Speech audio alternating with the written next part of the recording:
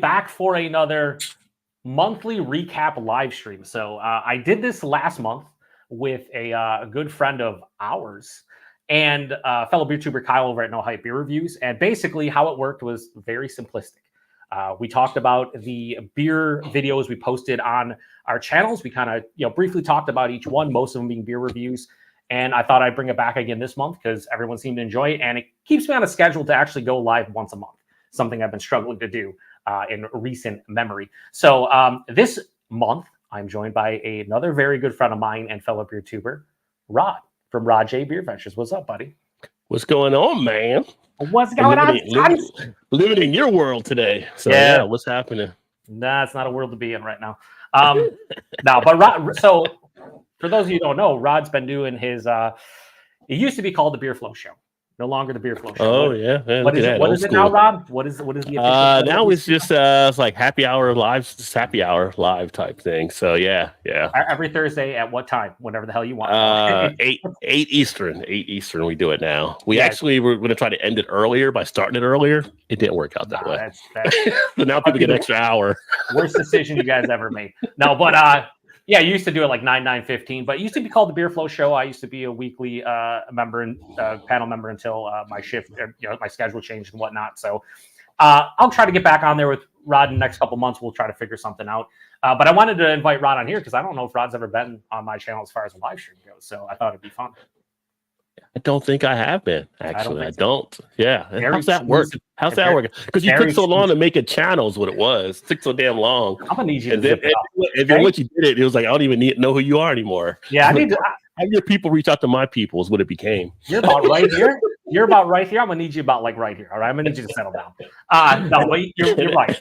You're right. I used to do your show every week and it was a great time. And, I need to definitely hop on. You got Mallory now from Imperfectly Me Crafts. You got Todd and his lovely wife Shannon. And sometimes you'll throw it open panel for other folks. I know like Shane from Shane's Craft Beer Reviews has showed up. Handful of others. So, but yeah, check out Rod's channel. After I do this this whole monthly, I think I already have the link to your channel in my description box. So go check him out. He's also going to be streaming this on his channel. So if you come from Rod's channel, I'm Joe from the Beer PaTroll. Don't follow my channel. I'm terrible. Rod does a way better job. Anyway, so how this works, it's very simple. We're just going to go over our channels and just talk about like the reason why I wanted to do this originally, and I think it's a good idea, is because and you know, Rod, not everybody watches all your videos. They can't. I mean, it's just if you post 15, 20 a month, or like me, one every day. You get to the point where people pick and choose what they watch. So I felt like a couple hour live stream where we just go over what we've quickly what we've reviewed and what we talked about. I think if somebody pops in for an hour and a half, they'll have a pretty good gist of what we drank over the past month. So kind of like a monthly recap, pretty simple. And it's an excuse for me to go live. That's the better thing. So we'll read the one comment we have here, which is from Rich Ridgeopolis. What's up, Rich? He says, 2 giants throwing lightning. Cheers, boys. I love Ridge's, just the words he uses, like 2 giants throwing lightning. I love it.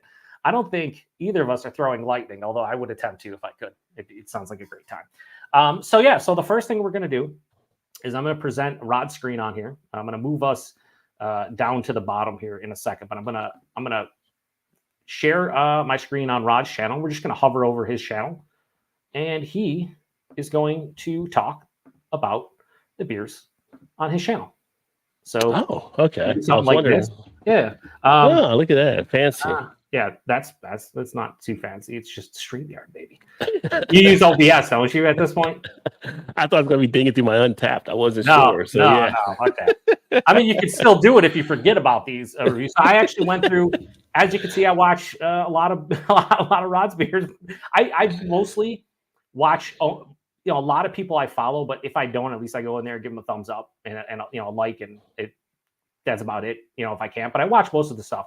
I don't always leave comments anymore. I know you're the same, Rod, right? Where it's tough when you're following, fucking 100 different beer tubers or maybe even more to go in there and like everybody's stuff. It's easy to watch the entire review and then comment. It's a bit much. So I try to pick out, a time per week. They're like, all right, I'm going to go check out this person's channel. We're going to watch a couple or whatever. but I do watch the vast majority of rods, as you can see. So, although a lot of them, like a lot of these, if you look, like it shows like I didn't watch to the end, although and then some of them do. I've never understood.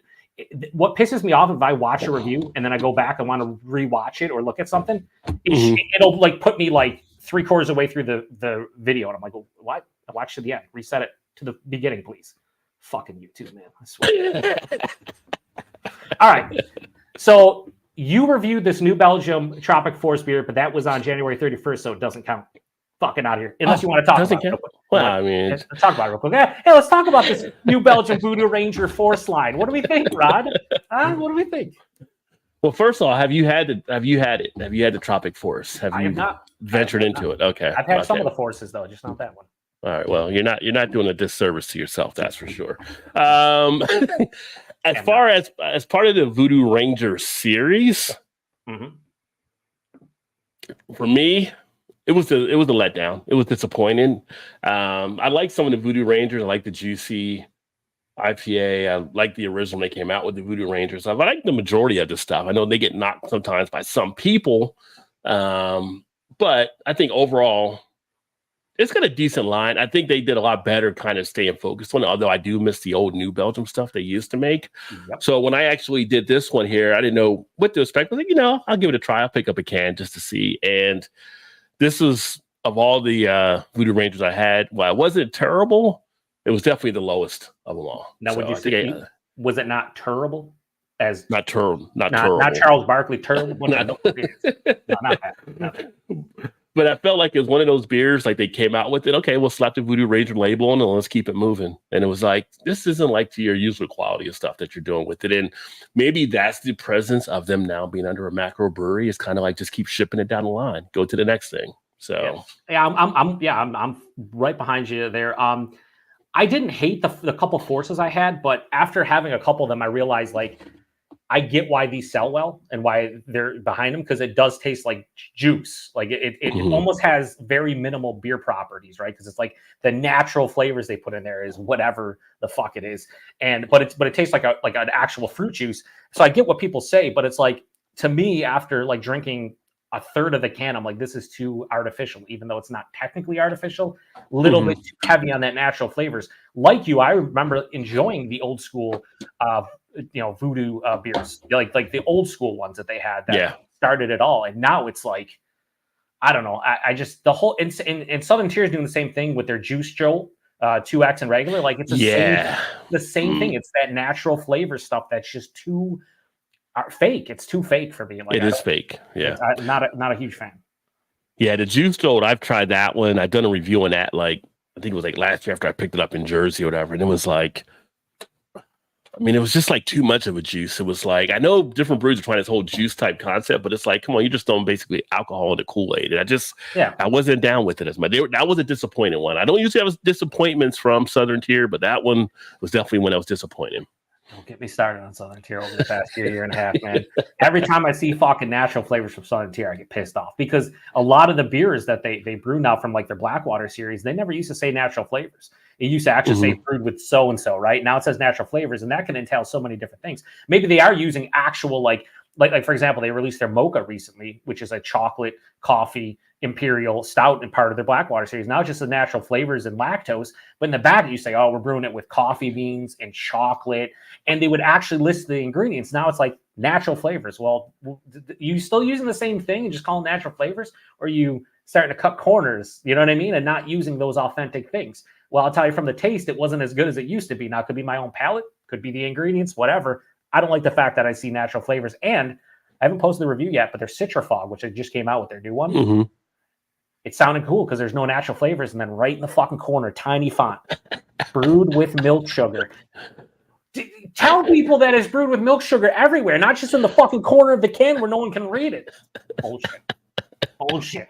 All right, I'm good. Just the first round of the day, baby. Oh, keep on coming. So your overall opinion on that Tropic Force was like, whatever. Like, Untapped wise, for me, it was like a 2.75 out of 5. It was, like I said, it wasn't terrible, but it wasn't great. And compared to the rest of the series, it was definitely the lowest rung on the ladder. Yeah. So Yeah, sure. you can step over that first rung and just go to the next. You know? Yeah. If you step on it, it's okay, but you don't have to. It's like Christmas Story. Go right to the triple dog. You don't need to hit the double dog. Just go to the triple dog. Yeah. So the double dog. So yeah, you later on you reviewed. Did you review? No. So the triple. This was interesting. Yeah. Yeah. So I actually have this in my fucking fridge, and I've had it in my fridge for like a year. Because I'm thinking it's 120-minute-esque because of the ABV, the fact it's an IPA. So what did you overall think about it? The Flying Dog, and it was funny because I made mention, I live in Maryland now. Mm-hmm. And literally none of the stores I've been to actually have it. And these are like craft beer stores. That's crazy. And I'm like, I go to Jersey and it's just sitting here at one of the Jersey stores. That's one of my spots up there. It's like, why have not I seen this in the state where it's actually being brewed? So I ended up grabbing a 4-pack of it, and it was actually a better price up there. I think it was like 36 for a 4-pack, which usually is here like 42 or something. A few bucks, you know, but just the things you notice as you buy beer, right? Yeah. It was definitely interesting. I brought up the point on the video, like at what point do we stop calling these things triple IPAs? You're at 18% ABV. You're kind of out of it. And you mentioned the 120. It does head into more of at this point, the catch-all strong ale type situation. You do get some of that syrupy type feel. You do pick up a little bit of the pininess and the bitterness of it being kind of in an IPA, but at some point you're like, okay, who are we trying to fool with this? Like you're really past the IPA type level. You slap IPA on it because people will buy it because they see IPA, but you're really stretching it. I mean, you're really like walking a fine line to still consider this an IPA. But overall, almost American barley wine-esque too, like a fresh like Sierra Nevada, like a Bigfoot. Like it's almost, to me, it's like that's just like a big crazy. You could call that a triple IPA, honestly, or whatever. Right? So. But overall, I mean, taste-wise, it's all about the palate. It's all about where your maturity is. Like if you were a new beer drinker, you'd probably be like, spit it out. You probably wouldn't even want to finish it, right? But if you kind of built your palate up over a period of time, much like the barley wine, like you mentioned, I think it's something that you can tolerate and even look to enjoy. So I got in a 4-pack of that, and I thought it was pretty decent. 3.5 out of 5 for me.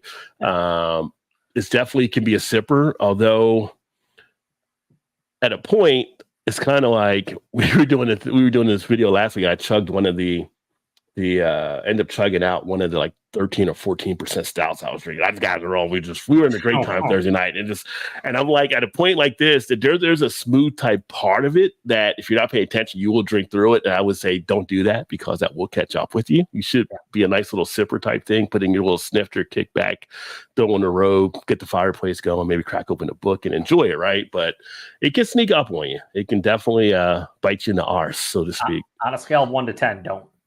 Don't. Live in the moment. Moment. Don't try to rush through it. All right. Yeah, for sure. So 3.5. Yeah, I'm looking forward to it. We'll see. I'll probably have it in the fridge for another year because fuck it. We got some comments here. Chaz says Voodoo Ranger series is better than the Sierra Nevada's Little Thing series, but both are mediocre. Now, are you talking the Voodoo Ranger like old school series, Chaz? Or are you talking about like the New Force? If you're talking about the New Force, I would like my own opinion. I disagree with that. I like the Little Thing series better. We're talking about if you can encompass all the Ranger beers back to their OGs and like the Imperial one and everything that's not a Force. Yeah, I would probably agree. Yeah. But Sierra Nevada's Little Thing series, I enjoy, especially when you take into consideration like price point. Like Sierra Nevada's fucking beers are hard to beat. Like when that the Magnum edition of Hot Bullet came out and people are like, they post on my video like, I got a 12-pack for $14.99. I'm like, that's a 9.5% beer. What the fuck? Like that's like over $1, just over $1 a can. Like that's crazy. Like, how much did they get? How much did they get the Hot Bullet for? How much like a 12-pack for? What one guy just posted? He's like, I just found this at Trader Joe's for, I think he said, no, that was another guy. Another guy said it was $14.99 a 12-pack. I didn't even know he did a 12-pack for the Hot Bullet. So I know I got a single, and the 6-packs were like about $13.99. So I'm like, wow, you got a 12-pack for almost the same price. That's fucking Rod J deal. That's a Rod. Yeah, that would definitely be a Rod J deal. So yeah. So what do you think about the Voodoo Ranger versus Sierra Nevada Little Thing? What would your opinion be?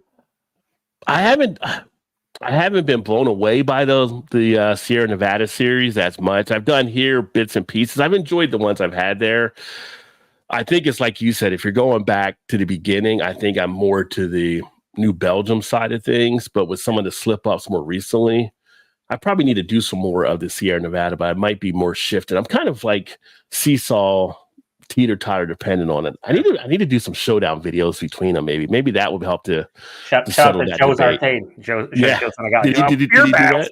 No, he just does a lot of the macros, but I think the craft ones would be just as fucking fun. Yeah. I will say for consistency, they did a great job of sticking with it and kind of rolling out. You know, talking with one of the other guys, Dave from Beer in Front, like we talked one time about like Samuel Adams when they were doing the Rebel series. They kind of just panned it after a point. And they're like, what if they would have stuck with it like Sierra Nevada did? Sure. You know, they could have had a great opportunity with it because some of the Rebels were pretty tasty. So they were. Yeah, they just pulled the plug pretty quick. Yep, I agree. Shout out to Sam, Shortstop Beer Review. Check him out. Jumping into freight in the house. Yeah, Sam's a good lad. Sam had a great live stream last night with Shane on Shane's Craft. He was his guest. They had a great I have to watch conversation. Yeah. I don't know if Sam's capable of great conversations, so I'm gonna need you to settle down. Love you, Sam. Yeah. JV, probably come from your channel. Cheers, JV. Yeah. Oh, but we had Tater out there too. So we missed Tater earlier on. Oh, didn't I put him on? Tater in the house. Cheers, Tater. Yeah. Oh, I missed you. Tater. I'm sorry. He posted a couple comments in the review I did before this, so I missed them. I'm sorry, Tater. Paul, PA Brutus says, cheers from Weedville, and then what a duo. Right? We love you too, Paul. We love you too. Cheers. Craig, obviously, another one. Yay. Cheers, Joe, Rod, and chat. Awesome. He's probably like, they're doing something that's not late night for me. That's great. Yeah. Meanwhile, I'm dying over here. No, John Rafferty says, Joe, really been enjoying some other half. Their beers have been all top notch the past few months, where some of the other breweries have fallen off. Other half's very consistent. You know, I've had some stinkers from them in the past, but like 9 out of 10 beers from them are going to be fucking pretty tasty. Like they're just what they do.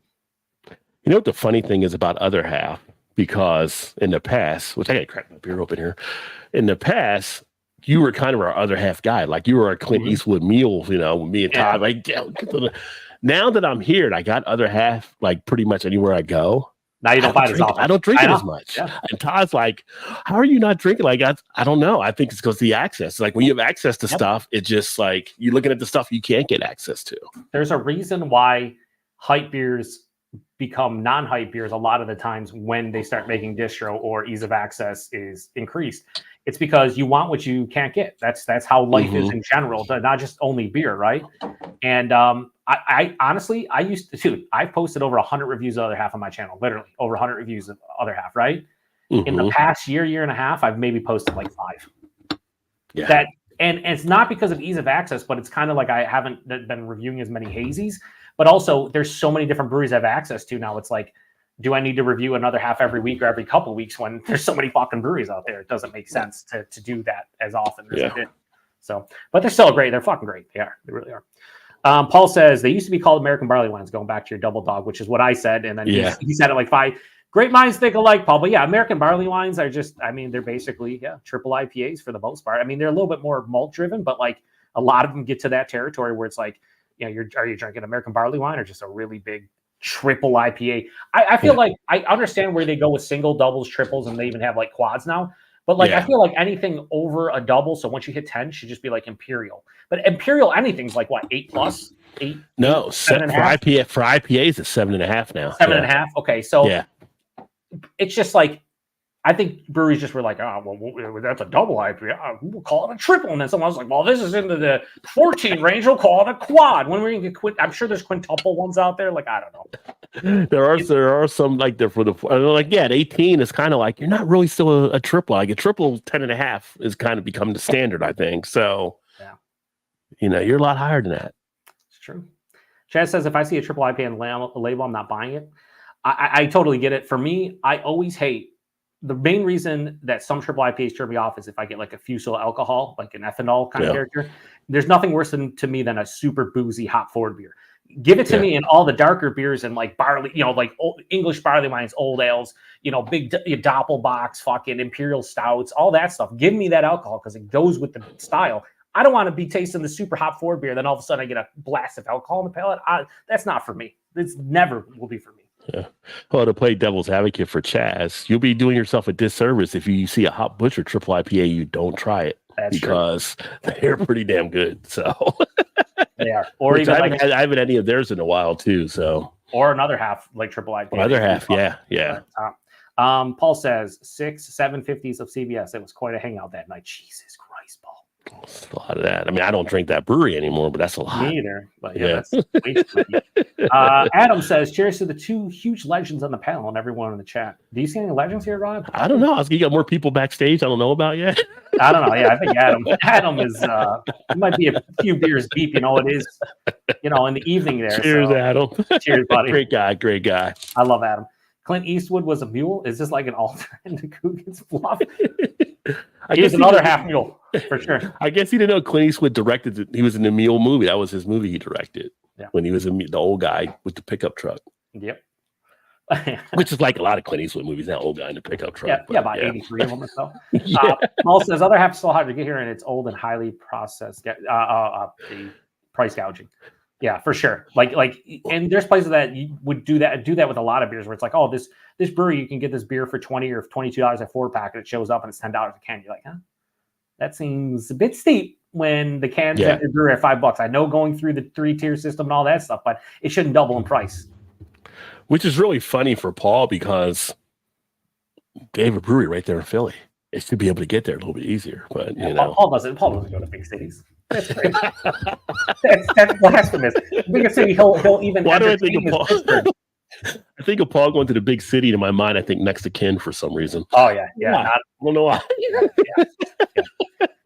Also, 7.5 for an Imperial IPA is bull poopy, and that's my opinion. But I like big beers. I see. Yeah. Whatever. Like that's probably like the BJCP guidelines or whatever.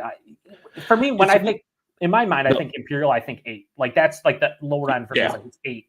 7.5, whatever. It's fucking 0.5%. No big deal. Yeah, that's what I always thought was 8 and everything, because on the stout scale, that's what it is. But for some reason, and you're right, BJCP allowed them to go to 7.5 for IPA, because I'll be picking up stuff and it's like, I think it was one day I was like Imperial 7.5, like, and I ended up looking it up and stuff, and it was like, yeah, they allow that for whatever reason for IPA. I mean, it's all BJCP made up shit anyway, right? It's like the Brewers Association. What's a craft beer? Oh, 2 million barrels. No. Let's go 6 million. So that way we can keep Sam Adams. Yeah, Sam Adams. Let's keep Sam Adams. So let's just keep on pushing the goalposts further. Billy says Voodoo Ranger beers suck. They are a drain pour. And that's, everybody has their own opinion. Everybody has their preference on stuff too. Yeah. Adam says just open a 5.2% IPA, not session IPA, but it's Idaho 7 single hop. So pretty sure Adam is he's in heaven right now because Idaho 7 is his favorite hop. It's like he just loves everything about it. And Paul says Hop Butcher is here now, but they don't move off shelves. None have canned on dates. And I actually touched on that on the last review I posted from them. They used to send beers to beer tubers. They still might at some point, but it's very infrequent now. And they used to have a can on date pretty much 95% of their beers they would send to me. And the last time I went to the beer store, I think there was like 4 different ones, 2 that were like the prior month, and then 2 that were the current month. 1 from each month had a can on date, and the other 2 did not. Here's a trick about Hop Butcher. You shouldn't have to do this. So I'm not saying, whatever, we're gonna let Hop Butcher off scot-free. They do on their website, if on their front page have all their releases, and if you just click on whatever release, they have the last can on date. So you can find it easy. You don't have to go to Instagram and scroll through shit. You just go to their website, click on it. Now you shouldn't have to. You shouldn't. It should be right on the can. Yeah. A couple people did say they were having issues with their canning machine in terms of the one that actually cans or puts the dates on the can. I don't know if that's true or not, but I don't know. It's just weird that they would open up their brewery and go backwards with that. Like that makes no sense. Yeah. Like 0. So. I mean, when I used to get them from Hop Butcher, they always had dates on there as well. Now, to Paul's point, I will say, like when I saw them, because they get distribution in New Jersey now, and so one of the spots up there, Roger Wilco, I saw they had them there. They were on the shelves a period of time because I think people weren't maybe as aware of them as of yet. Plus, you're in other halves backyard, so people are used to them and different stuff. And if you're getting good craft beer coming in, you're coming in from the Midwest. It's just that whole thing of that familiarity. And so I was looking around Christmas time, and there was stuff on there from like July, I guess, that was still out there. Yeah. And so if you're an IPA drinker, that's going to turn you off. It's going to just kind of sit out there. Now, if they had their stouts out there, with Hop Butcher does some great stouts, I would have definitely scooped some more up. But I just didn't get the IPAs because it was kind of like, well, they're, longer than I would want to get them right now. No, I will say this, not again, I'm always truthful with all the stuff I review and whatnot. Hop Butcher makes great beers. They've had some stinkers that I haven't enjoyed. And the reason why I mentioned this is because I do think it's disheartening now. You do not have, canned on dates when you used to. And now, like you're saying, they're out in the market and stuff, and they're in someone's backyard, or they're in a new market. Like, people aren't going to pay $6, $7, $8 for your can of, whatever your double or triple IPA when there's no canned on date. But their hop forward beers do hold up extremely well. So if you do check, see one and say you do look it up and it's 3-4 months old and it's been kept cold, I wouldn't turn my nose up at unless it's like a crazy price. Because I've had Hop Butcher beers 5 to 6 months old that are fucking amazing. Like, same thing with other half. Now, I'm not saying spend your hard-earned dollars on old fucking hop forward beers, but I'm just saying, if you want a chance at once and try a fucking can to see what you think, you can spend your money on worse things. Yeah. Voodoo Ranger Force. well, I think if you look at it like that, if you can, ideally, if you can get that, like, get a can, try a can, see what you like. If you got to buy a 4-pack, like in some stores, and it's like, okay, here's a 4-pack of something 3 months old, but here's other half and it's 2 weeks old as a 4-pack, and the price difference is right there, or maybe a little bit better. You're gonna probably go with the other half, right? So. Yeah. For sure. That's the thing there. So it's kind of like 2024. There shouldn't be any brewery where you do not have something dated, either when it was bottled or canned, or when the best by date is, to give people an idea. Yeah, as Greg would say from Greg's Beer Reviews, put a date on the can, guys. Only if you want to be in the fridge. You ain't gonna make it in the fridge. You ain't got no date. All right, we'll do another row of the beers. We'll talk about them, and then we'll go back to comments. Otherwise, we'll be here for 10 hours. Because you like to talk, I like to talk. Put that together. There's a lot of talking. Then there's a lot of reading comments. Then there's a 6-hour stream that no one asked for. But I would be cool with it. I just don't know if I think we may have done that before at some point. But yeah, that happens. Yeah, so I don't know if this is going to be 2 hours or more like 4 hours. But whatever. I've done solo 4-hour streams, so I'm good for whatever. So Rod, do you have the Untitled Art Lemon Sherbet beer review? Yes. So Untitled Art. It's been a while since I tried something from them. I think the last thing I had was one of their seltzers. So now I get them a little bit more frequently here, and it's funny. I ended up getting this one as we talk about the Rod J deal. If you don't know Rod J deal, check out some of the things over my channel where I talked about that before. Do not check out those deals. So I'm in one of my spots here, the Wine Source, and it's a 4-pack Untitled Art. And I think the 4-pack, it was crazy, like $6.99, $7.99, something like that, everything, right? I'm like, well, that's kind of crazy for an Untitled Art type thing, right? Mm-hmm. I pick up the can, and this was like, let me see what the date is on it. The date was like, it's still Best By, like February 29th or whatever it was on the can. It was like, when I got it, it was like, you still had like months left on it. And I'm like, why are you guys actually putting it out there when it's still good to?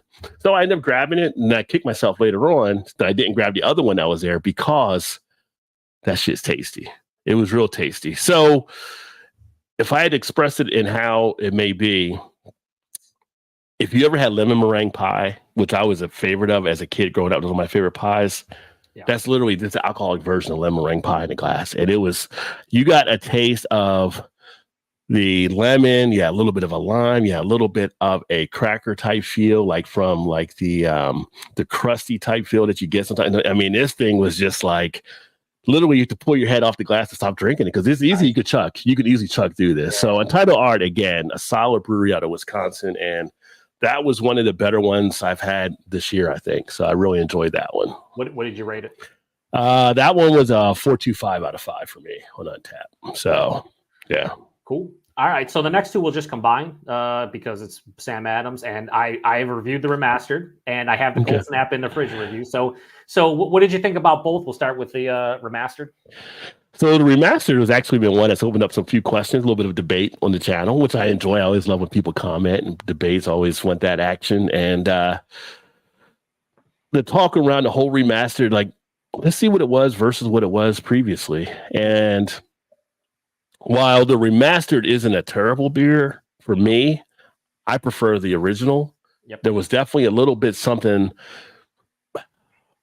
I don't want to say it was like macro-ish, but it's definitely more to a macro type tinge to it, that they changed whatever they did in that recipe. Now, unlike New Belgium that just screwed the whole thing with Fat Tire and made a whole new thing. Like, you're not even the amber ale anymore. Like, you're just threw everything out the window that worked for you. They changed the beer, but not the name, and I was like, I don't understand that. Yeah. They just made a few changes to the recipe, but it lost a little bit of the polish for me. That being said, I still did enjoy it, but not as much. And then it was a debate between people that were in there saying the old one was better. I like the new one, blah, blah. So it's kind of interesting. So people are still kind of feeling it out there, but it's like Coke. Do you really need a new Coke? Yeah. And then they end up bringing back the old Coke because and then everybody started jumping back on board. They realized maybe we could screw it up and then we'll save ourselves again by bringing it back. So maybe they'll bring back the original, hopefully, because I think more people will enjoy it again. Yeah. So I'll just say my opinion now. So when we get to my video, I don't have to say anything about it. But I agree. I thought it was subtle, nuanced differences, but enough where it was like I prefer that the old Sam Adams had a little bit more of that like malt character, a little bit like heartier, and the new one just seemed like they made it a little bit. They keep on saying brighter, right? And they say they haven't changed the recipe; they changed the brewing process. Like the recipes apparently the same, everything, but the brewing process is different. Well, whatever that means, you made it a little bit lighter, a little bit crisper, but you dumbed down the characteristics as a whole, in my opinion. So it became more of like an easy drinking beer with less flavor, which is not what I ever thought about Boston Lager. The reason why people move to Boston Lager is because they want something with more flavor that is still drinkable. So I don't get the point of that. So I think it's stupid that they didn't maybe do a whole test of it instead of just test markets, maybe do it across the country. Put the remastered in like one of your 3,000 variety packs and put a couple bottles in there and have people make up their mind. Hey, and then have a vote on it. Do you want to see the remastered version or do you want, because I would guarantee 95% of the country would have been like, no, keep the regular. There's no reason. No one, I've never heard a single person go, I'd love to have Boston Lager. It's like a new recipe. No one ever says that because they just drink Boston Lager and enjoy it. Like I don't understand. I don't get that point. So, well, funny thing about Sam Adams that just happened too. I don't know if you saw or not, but they're had the CEO step down, so a new CEO is coming in after like 18 million or whatever they were off in the last quarter. So maybe they'll make an adjustment, like, hey, just bring back the old one because this new one isn't selling like the old one used to. So we'll see. I would imagine it comes back at some point. So the Cold Snap I haven't reviewed yet, but it's like if you tell me what you thought about it, it's not like you're spoiling anything because I'm pretty sure what I'm getting myself into. You know? I mean, it's a white ale, right? So we're talking about a wheat ale. We're talking basically a wit beer type situation with that one. And one thing I commented in the video, I had never done a review on this beer. Over numerous years, if you ask me what Sam Adams beer have you probably had the most of, it probably would have been the Cold Snap because I've always enjoyed having that. I love a nice wit beer type thing, and this is one they kind of nail for that type of thing. And then that was a good one too because that opened up debate because some people were like, "Oh, it sounds like a Blue Moon." Oh yeah, it's right there with the Blue Moon. Blue Moon's a wit beer too. So you got this, you got Hoegaarden, you got ones that kind of fit into that category, but they've always had a nice little crisp, refreshing feel when they've done the Cold Snap. So that one, not changed from what I remember, is still good now as it was back then, and still worth enjoying in my opinion. So I like that. I've never had it, so I'm looking forward to it. It's one of the seasonals. I know a lot of people are like, "What?" I'm like, I don't know why I've never had it. I just never had it. So yeah. Sure. All right, so the last one, then we'll go to comments, is one that I've also had, and I watched your review, but I just want to hear what you say about it. But it's Victory's Coffee Cake Ale, which a lot of people, we're kind of pumped for, especially if you're in the the tri-state, / Northeast, and you grew up with kind of tasty cake. So yeah, you go up as a East Coast boy or girl, it was definitely tasty cake land, right? You had tasty cake. Occasionally you have Hostess in there. I mean, it wasn't Little Debbie. It wasn't. Yeah. Little Debbie would try to make a way, but Little Debbie had struggles when you come to the East because everybody was kind of locked down with it. So you had the crimpets, you had the cupcakes, and the coffee cake. The coffee cake was one I really liked. I know Matt from Massive did this one too, and he was looking forward to it. And what I will say, Victory, I think sometimes they get overlooked. They do some quality beers out of what they're doing there. So having Tasty Cake, obviously nostalgia comes into play, right? Thinking about that. And now I can get Tasty Cake being here in Maryland again. I got to say, they actually, for me, they nailed the coffee cake flavor in it. I felt like as I was drinking through, you definitely had the coffee cake remnants in there. You were getting that taste. You were even getting like that almost that feel of the cream that's inside the coffee cake. So I really enjoyed it. I thought they did a really good job with it, and I was glad I picked it up. Now, saying that, it comes in a 6-pack. I'm probably not going to have more than 2 in a sit-in because the Mhm. sweetness can impact you after a point. But to have that nice routine and just sit back and enjoy it, and just the memories that come to mind with it, it's just one of those type of beers, right? So it's When just nostalgia kicks in, it's tough to yeah, shoo it it's just away because and it's a great way to change things up, But another type of way, we're so used to stouts being dessert type beers, but here's one as an ale that you can have dessert type beer that's not a stout that you can sit back and enjoy. I think it was a stout golden ale. I think they did with that one there. So yeah. it was and I'm not usually a huge golden ale type person, but that one it worked. And that's funny is because I watched your review, I watched Matt's review, and I'm like 90% with you. Like I thought it did a good job of replicating like a coffee cake, whether it's Tasty Cake or in 10 Mins or like Drake's or whoever. There was something on the finish for me that there was this like twang, this weird off flavor that just kind of threw me out of it. It was unfortunate because up until the finish, I was like, damn, they did a good job. And then that finish hit, and I was like, I do not like the finish. I do not like the aftertaste. And it just kind of turned me off to it. I don't know if I got a bad bottle or if it's just, my palate, obviously. I'll have to pick up another bottle at some point and just drink it off camera and see what I think. But I thought they did a good job replicating the flavor. It was just the finish for me kind of ruined the experience. But I did see a good amount of people who did like it, and then a lot of people who enjoyed it. So it was like a very polarizing beer where it's like, I think, going into that objectively, right? I think they did a good job of nailing the flavor, regardless of what your opinion of it is after the fact. I think they nailed the flavor, good or bad. I just wish they would have used maybe a different base because I don't, like you're saying, I don't love golden and blonde ales. Like maybe something else that I don't know, but that's just personal preference. But it was fun to see the different takes on it, which is why it was cool that you reviewed it, Matt reviewed it, a couple other people reviewed it. So it's a fun beer, for sure. It definitely. And I hope they do more within the series. I think that'd be pretty cool. Yeah. I mean, it's kind of like it's that tie-in. It's like the Yingling tying in with the Hershey's. It's just like you're in that state. You have a great thing that people. I don't know why more breweries don't try to do stuff like that. Yeah. All right, we'll go to comments now because we'll go to comments because there's a lot now. Adam says, do you prefer canned on dates or best before canned on all day? For me personally, but you should at least have something because I realize not everyone buying beer is a beer connoisseur or somebody who's like a craft beer nerd. So a Best By date's good for the average Joe, no pun intended, that is at the store. And if they see a Best By date, let's say, just like if you see a Best By date for milk or whatever, right? When you're buying, if you see one, you're like, okay, shit, it's okay, it's good. But for us beer nerds, you see a Best By date, it's like, well, if this is an IPA, when the fuck did they give 3 months? Did they give 4? Did they give 6? Then you start thinking about it, like, I don't know how fresh this is. Here's the thing. I've seen Voodoo Brewing Company out of Erie, PA, or out of, they're not Erie, it's like Homestead, but they're all over PA and they're all over the place now. They do a canned on and a fucking Best By right underneath. If they can do it, then every other fucking place that is decently big can do it. So it's ridiculous that they don't. It's stupid. That would be the ideal situation to have both on there.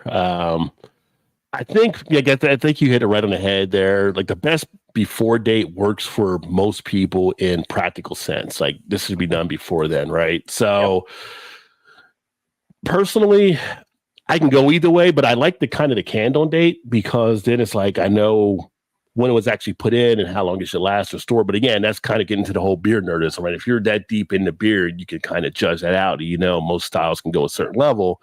It can work better in that situation. But the thing is, they both come down to where you buy it at, how that store may have treated it. Is that did they have it sitting out in the hot? Because I've been in some liquor stores and it's like a hot store, like no air conditioning, like nope, not buying any beer here. Walk right back out, right? So if it was stored properly, because that affects the canned on or the Best By date. So got to use this judgment. But yeah, something should be on there though. I agree.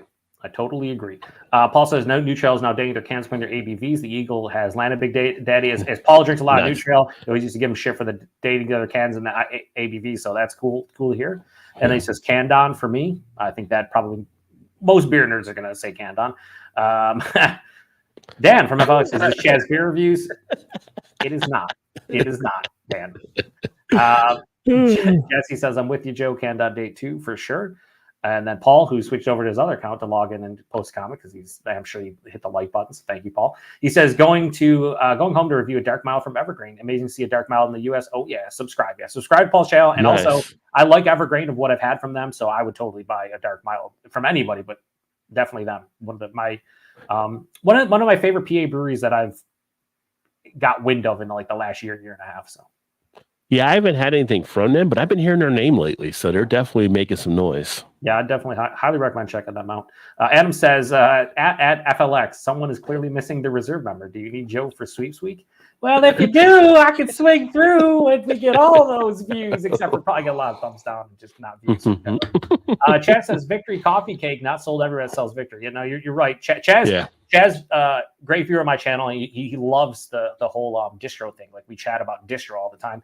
And he'll be like, oh, he'll go to the beer finder. He'll say, okay, I can get it here and there. You realize how shitty distro is nowadays with like everywhere. Like in certain breweries, like a lot of their stuff don't show up, or like you get the core range, but not the seasonals. You get the seasonal, not the core range. Is crazy. And there's so many breweries now. It's like, I can't keep track. So I do the whole price point availability at that in my reviews. And it's like, I don't even know if I should do this because I don't know the availability anymore. Like, yeah, it's like literally like I get stuff from 450 North and 3 Floyds that Todd can't get, and he lives in Indiana. So, you know. That's crazy. Paul says available here, still just wasn't interested in picking it up. The Victory Coffee Cake. He goes, 20% ABV coffee cake. Impy Stout would have been much better. Yeah, we know, Paul. And then right after that, Dan says, let's be honest, unless it's 90 proof thick as oatmeal, you're not interested. He responds with true. Everybody knows, Paul. And he says 210 degrees. Oh yeah, 210 degrees for Paul at all times. Shark says, cheers, Shark. Cheers, Shark. Yeah. Cheers, brother. Nice of you to drop in. And then we got Jesse, who says, if you have BA can you want to age, do you age at room temperature, store, or fridge? And what would be the maximum time you would age a can? Well, you know, you can cellar temperature is okay. I wouldn't age it at room temperature, you know, talking like, you know, 65, 70 degrees. But here's the thing. It's not even for like hop forward beers, but like a barrel aged beer or like a big imperial beer. The key thing that people think, I'm not saying temperature doesn't matter, but you want it to be consistent. Wherever you're aging it, consistency. You don't want you put it in a room where it's 70 one day and 45 the next, because the fluctuations in temperature are not good for beer. So wherever you're putting it, make sure it's consistent in the temperature, and you preferably want it to be like under 60 degrees. So I would probably store it in the fridge, or if you have a beer fridge that you can put at like 50, 55, do it that way. But just make sure it's consistent. Do not let temperature fluctuate wherever you're keeping it, because that is not a good thing for beer. Yeah, I mean, you know, the whole thing with the room temperature thing and the cellar, if you have the house, and you can have the house, you can have an apartment, or like when we had a house in the basement, you would keep stuff in there in the basement and the temperature would be fine. You know, when you think of it like where I'm now in an apartment and stuff, I can still, because I still have too many beers here, if you could ever say too many beers. So I keep it in a closet, but I keep like a cool fan in there that kind of keeps cool air blowing. But most of the stuff you try to get in the fridge, you always want to try to get it to the fridge if you can.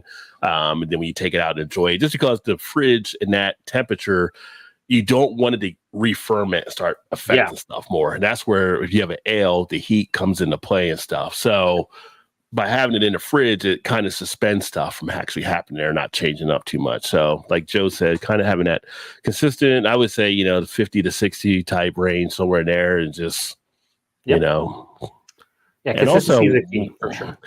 And then one thing too, for people that store beer, because I've had this come up before in conversation, if you're storing beer, when you're putting it in the fridge, if you have it in a can, that's one thing. Like, you could put it on the side. If you have it in a bottle, I would not recommend you put it on the side, because there's ways that oxidation can actually work into it. You want to keep your bottle straight up. So just a little note there. Maybe that's a little bit of dust there rolling down. All right, Paul says he can cook you up with some Evergreen if you want it at some point. Okay. Andrew, beer for breakfast, facts for snacks, says brew here. Cheers, Drew. That's Drew. Cheers, great buddy. Channel up there in Canada. He's got a lot of good stuff rolling. He also does the grilling in the beer. So great to have Drew in. And he always find, I tell you, if you want some humor and enjoys with some beers they're drinking out of Canada, make sure to check out Drew's. He's got some good stuff happening. I remember before he had a beer channel, he was just his name, and he used to comment a lot on albino rhino stuff. So. And then we have Jesse goes, cool, thanks. I haven't had too many BA cans, usually have BA bottles. Yeah, the cans should age. I mean, fine. Like a lot of people, I mean, I've had beers in cans actually right here. Next one. Yeah, but I mean, bottles actually age better just because you can get a little bit of oxidation, which actually helps in a lot of respects. It can hurt in a lot of respects, but yeah, just consistency with the temperature, and like Rod said, cooler's better. Fridge, is that like almost a beer aging oven? Paul, I don't know if he's ever put a beer in the fridge. Sit under Rajay's learning tree, baby. I don't know for the learning tree, but I'm here for that. All right. So next we have you did the third annual Black Brewers tasting event. Yeah. So that was pretty cool then. Yeah, so that's a cool event that's done here. First time I went to one, it was like supposed to be it said like festival, or it was really more like a tasting. They have 4 different breweries there. Actually, Drew and Jasmine I've had on my channel before. They run Liquid Intrusion Brewing Company, so they were there. And then I met a couple other people. I just put up one on the Plum Sour. We'll probably get up to that one. That's the next row. Joyhound Beer Company was there. A couple other ones that were there too, and it was a chance to get out there. You know, you have these events, and Rob, who's the manager at Whitey's Liquor, shout out to him for putting it all on. It's a chance to bring out some of the diversity, I guess you could say, in the beer world, and because some of the recipes and formulas that are coming up with not your just white man with beer type thing. Enhance the whole community, like what is the old saying, like a low tide raises all ships or whatever. So you have recipes being done that other guys may not thought of doing, right? And it's like I did an article on Twitter that I shared of an Iranian woman who was bringing stuff from the Middle East into the beers that nobody else doing. It's just cool stuff that's happening. So being able to taste the different beers, having the exposure, there's a lot of people that came in from all different backgrounds, and they were trying stuff, and they were buying these beers, and they were like, "Oh, that's really good." Like somebody says, I never thought about a plum sour before, and people were trying it. People were loving it, and people were doing the others. So it's just the cream ale, the Liquid Intrusion. People love the South of DC cream ale. I know you're a big cream ale fan. Maybe with if you haven't had any of that, I need to try to get you some of that stuff. Yeah, maybe I need maybe all the cream ale, baby. All of them. So it was a great experience, and get out there making connections. And Rob's pretty cool cat. He actually this sign up here. It's funny that Elder Pine, that's one of the breweries I actually like here in Maryland, the Big E over my head. I was at the store finding stuff, and I was like, "Hey, what are you doing with like these signs?" The first time I met Rob, and I was like, "You got signs just laying here. You like doing?" He's like, "I forgot that was even there." He's like, "You want it? Oh yeah, here you go." He just gives it to me. Then he gives me like a beer glass, and he's just like, we start making this connection and stuff. I'm telling him what I do and everything. So he keeps me posted on things, and I'm always happy to get out there and check out stuff. So he's got into my mix of beer stores that are now in the mix that we do things awesome, at. Dude. Yeah. And as I would say, Rod saw the sign and it opened up his eyes. He saw the sign. All right, that was terrible. Don't ever do it again, Joe. Okay, here we go. Now that's cool. That's awesome to hear that. Diversity in all walks of life, but especially beer, because it seems dominated. So it's good to see more diversity for sure from all walks of life. Yeah. Hey, if you can brew good beer, fucking do People will come. If you build it, they will come. So, yeah. All right. So next we have a beer that I've had before, have not had this year's, but the Trogs Double Nugget Nectar. Is this the first time you had it, or have you had it before? This is the first time I actually had it. So I had never had any of the Nectar beers, double or the other one. So what? So I see people online, all the people looking forward to coming out. I'm getting stuff from Trogs. I posted different stuff on Trogs, and now I kind of get their stuff popping up on Facebook when things are happening. And you know what? Let me see if I can find this thing. So I was at the store, and it was over there at Rob's as well, and ended up getting a 4-pack of it, and brought it home and cracked it open and see what it's all about. And I got to say, pleasantly surprised. Again, Trogs, one of those breweries that just keeps doing the right thing on stuff that I'm finding. So I've picked up more of a fondness with them being back here on the East Coast. And the question that we get into, I haven't released the other one. Next week, I'll be releasing the video of the single Nugget Nectar, but Nugget, I can say Nectar, however you want to pronounce it. Almond or Ammon, you go with the baby. I like Ammon all day long. But we talked about this before, I think, me and you, when it came down to 1050. Like, if the 1050 is so good, do we really need a barrel-aged 1050? It's kind of like, do you need a double if the single is that good? But I will say, I was definitely pleased with this one here. Got the peach, got a little bit of to me, a little bit of an orange creamsicle came out of it. Some great flavors, great taste to it, great mouthfeel. Definitely one worth enjoying. Has a little bit of that hop feel still to it as well. So I enjoyed it. I liked it. Yeah, I agree with you. It's good. The base is awesome, but this was also equally as good. Like, I like both for different reasons. But like you said, like, I think I'd still drink the regular one just because it's more sessionable. The next one, because I know Flying Fish, all their assets, and they basically went bankrupt, right? Or they're having everything bought from them. including their their name and the recipes Yeah. and everything. So they're still going to be technically alive, but not like as the old brewery.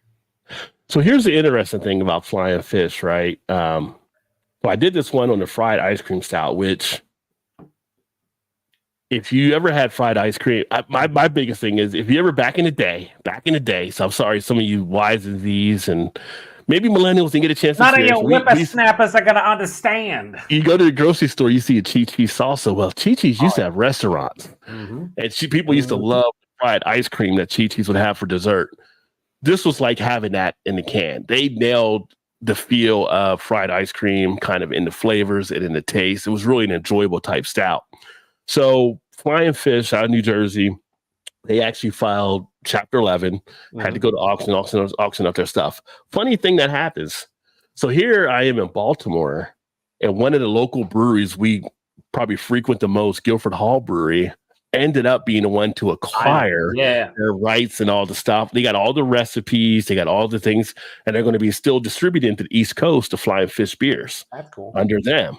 So now it's kind of funny that the one brewery I actually have been pulled the most to ended up picking up all their stuff. I'm looking forward to seeing what they do with them and everything. So yeah.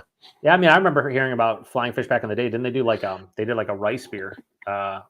Like it was a rice IPA or something that they were very known for, like going back like 10, 12 years ago. It's the first time I ever heard about them. But when I heard about them, going bankrupt, I was like, oh, here's another, brewery going down that's been around for quite a while. So good to see that somebody has acquired all their assets and will keep the name going and everything.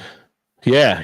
Like I said, it was just it was funny that ended up happening the way it did because I could still be able to enjoy some of their stuff. And Guilford Hall does some pretty good beers themselves here. What they actually do. So if you're ever in the Baltimore area, Guilford, when you go to a Guilford Hall brewery, the thing that makes them stand out is they're not your typical American craft brewery because the beers they all do are basically ones that you would get like if you're over there with Adam and Craig over in like England. Oh, nice. Okay. So they don't have like an American IPA there. They may now with Flying Fish come with them McLaren, they may do something, but it's like you'll get like a British pale ale, or you'll get like a Belgian ale, or you'll get some type of Helles, or you'll get a red ale. You get other stuff that you're not getting at the other ones, which makes them so unique in what they're doing. They got the beer garden and all kinds of stuff like that. So pretty cool spot. And then they get like the fish and chips and all that kind of stuff. So it's kind of like the bangers and mash and different. So they do a pretty solid job that sets them apart from everybody else. Sounds like a place for Paul, honestly. That he would be at home there. So the last of the one, and then we'll go of the row, and then we'll go to comments is the Lexington one. I've had quite a few beers from them. I know you have as well. So how did that one end up being? This one was actually more surprised than I thought it was going to be. I'll put it that way. So over the years, from the years I lived in Kentucky, and you know this from some of the stuff we used to talk about like on the show, when they were all tech before they went to Lexington and Distilling, they were up and down type thing, and it's kind of like, sometimes they were good, sometimes they weren't, and they seemed to repackage and doing some different things. So I said, I saw this one out there. Let's go ahead, give it a try. It's been a while since I had it, and it actually hit very well on the flavor profile of it. I always say like another one that they have that you would probably enjoy if you haven't had it. Their cream ale is actually a solid cream ale they actually put out. And so they were able to pull off this bourbon barrel aged milk stout. It was smooth. It was creamy. It was everything you would kind of expect to have. You got a nice feel of some of the oakiness coming through. You're getting that wood finish. So I was pretty much pleased overall on what they actually did with this one. So nice. Yeah, they've been hit or miss for me up until, I mean, I did their like the pumpkin one they did because I do the pumpkin beers, and I was pleasantly surprised by that. Like I was kind of surprised that it was pretty good. Because some of the stuff has been a miss, and a couple others have been a hit. They always feel like the shelfy barrel aged beer, company for a long time. So seems like they're stepping their game up a little bit. Yeah, they're one that gets looked over, I think, a lot too, but with good reason because of some of their past stuff. But I think they've done like the remarketing, the rebranding, and some of the stuff they're doing now is definitely saying, okay, we want to step up our game, and you're starting to see some better results from them. So that's always good to hear, honestly, for any brewery that, like you said, had, people think, again, hit or miss, good or bad, depending on what you buy. Adam says, for me, pales and sours in the fridge. Anything dark or malty goes in the cellar cupboard. Lager is the exception. Try to keep in the fridge, but they're crossover. I have one fridge shelf for beer. Yeah, I mean, if you're trying to age, sours and like lower ABV stuff like farmhouses and wild ales and stuff, yeah, I mean, the fridge for those, a lot of times it can go sideways. Anything dark or malty, like a dark, cool place is the way, honestly, to go.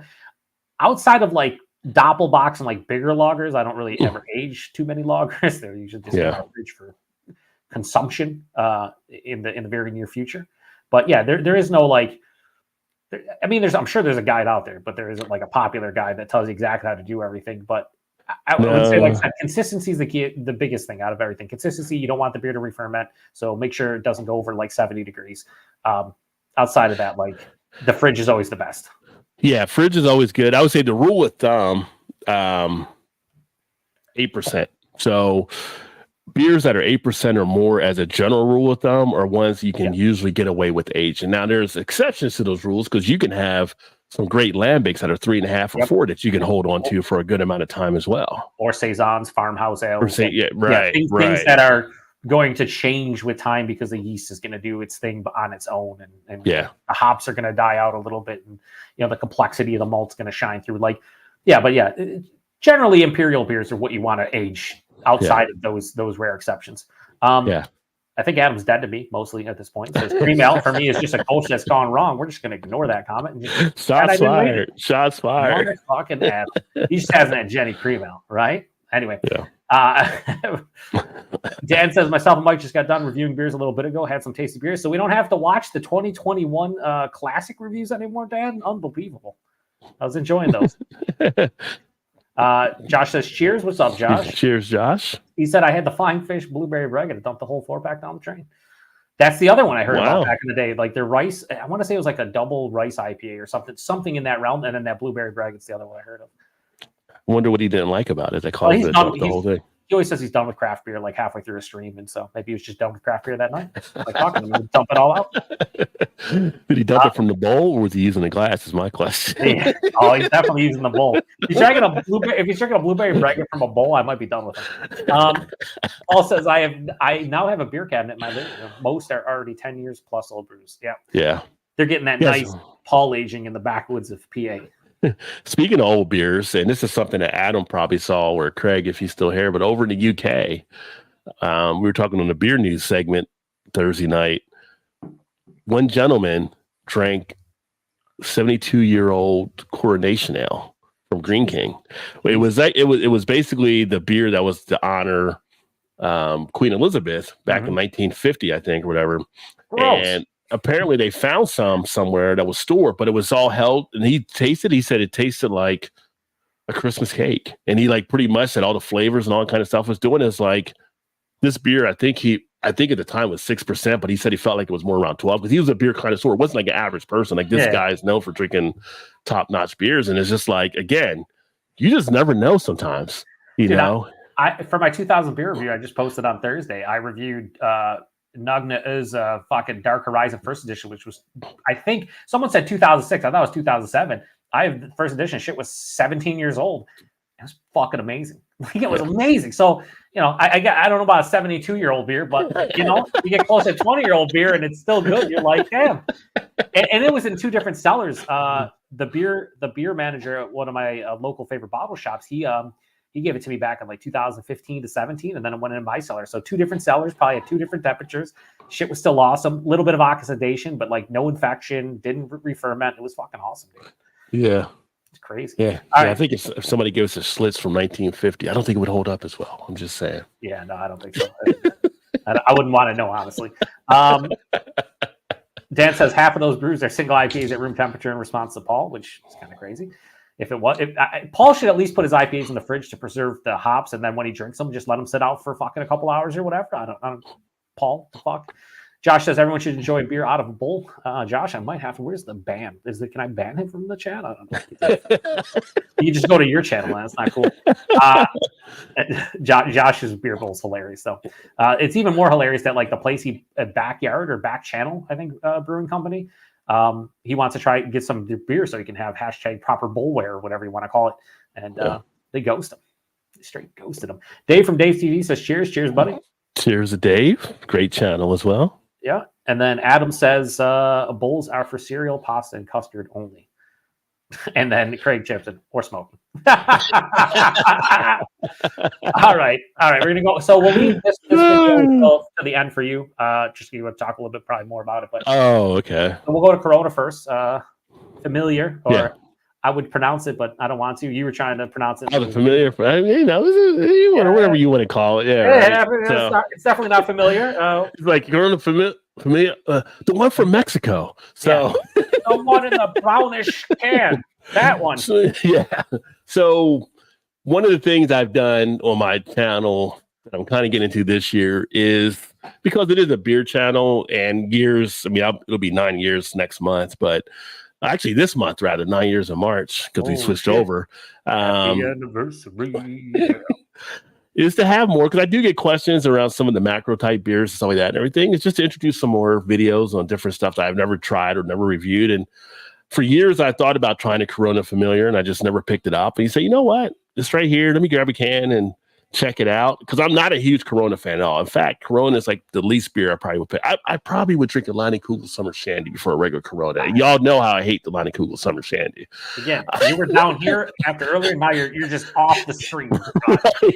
So I said, let me give this a shot and everything. And I got to tell you, I was pleasantly surprised on this one as far as being like a macro type beer. And again, it's coming out of Mexico. I've been to Mexico before, like for vacation and stuff, and there's like shit we get in America they don't even sell in Mexico. They're like, no, we don't even know what these things are you're putting in your food, so we don't even sell it here because it's probably not good for you. And like the food you get there, the fruit, the freshness is so much more better. So I question when I come back to America, like, what are we putting in our stuff? Because theirs tastes a lot more fresher, and we're supposed to be the rich country. I don't know what's happening right now, but anyway, this one you got a nice feel of the grain that came through. You had like a lime back kind of to it. You can almost taste like the lime. Like you didn't have to put the lime on it. You could to enhance it, but I felt like it was already there. You almost had a little bit of that kind of salty back with it too. And it had a crisp, refreshing feel. So I'm like, if I wanted to sit back and just have like an easy drinking lager that low cost, I want to spend a bunch of bucks, I can see where I could drink that beer. I can see why people like that one. So I thought it was pretty decent to be one of the macro contenders out there. Yeah, I remember having it years ago, and it was definitely better than the regular, American Corona, if you will. You will, Daddy. But yeah, that's why I started Macro Monday too. Like last year, and like every 3 weeks or so, I post a macro review, because it's like a lot of these beers I've had before. I just haven't revisited them. It's fun to review them and to see how a lot of them will be like, yeah, I haven't had this beer in like 15 years. Like, let me try it out and see it. And I feel like a lot of them are so inoffensive. Like when I first started drinking craft beer, I was like, oh, those are shit or whatever. And now it's like, they're so inoffensive. Some are offensive. I've had like 3 or 4 where like I don't want to drink you again. Like one of the latest ones I reviewed was Budweiser, and that beer's trashed in my palate. So I don't want that beer. But like a lot of the beers are just like, I could easily, like I thought like Busch was better than Budweiser. People are like, I'm like, I don't know. Busch tasted like water to me. Like a slightly corny water. I could drink it. Budweiser, don't want it. But it's fun to revisit them for sure. I mean, it's and like you said, it's a beer channel. It's not just a craft beer channel. So it's fun. It's fun to revisit them. So the Joyhound Plum Power Sour is the one you were talking about from the from the festival that I went to, the tasting, the tasting there. Yeah, so Joyhound Beer Company, new beer company, not familiar with them until I went to the tasting. They're out of Maryland as well.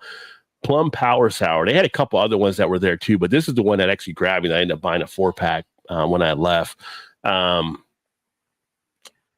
People just, and it was brought up there.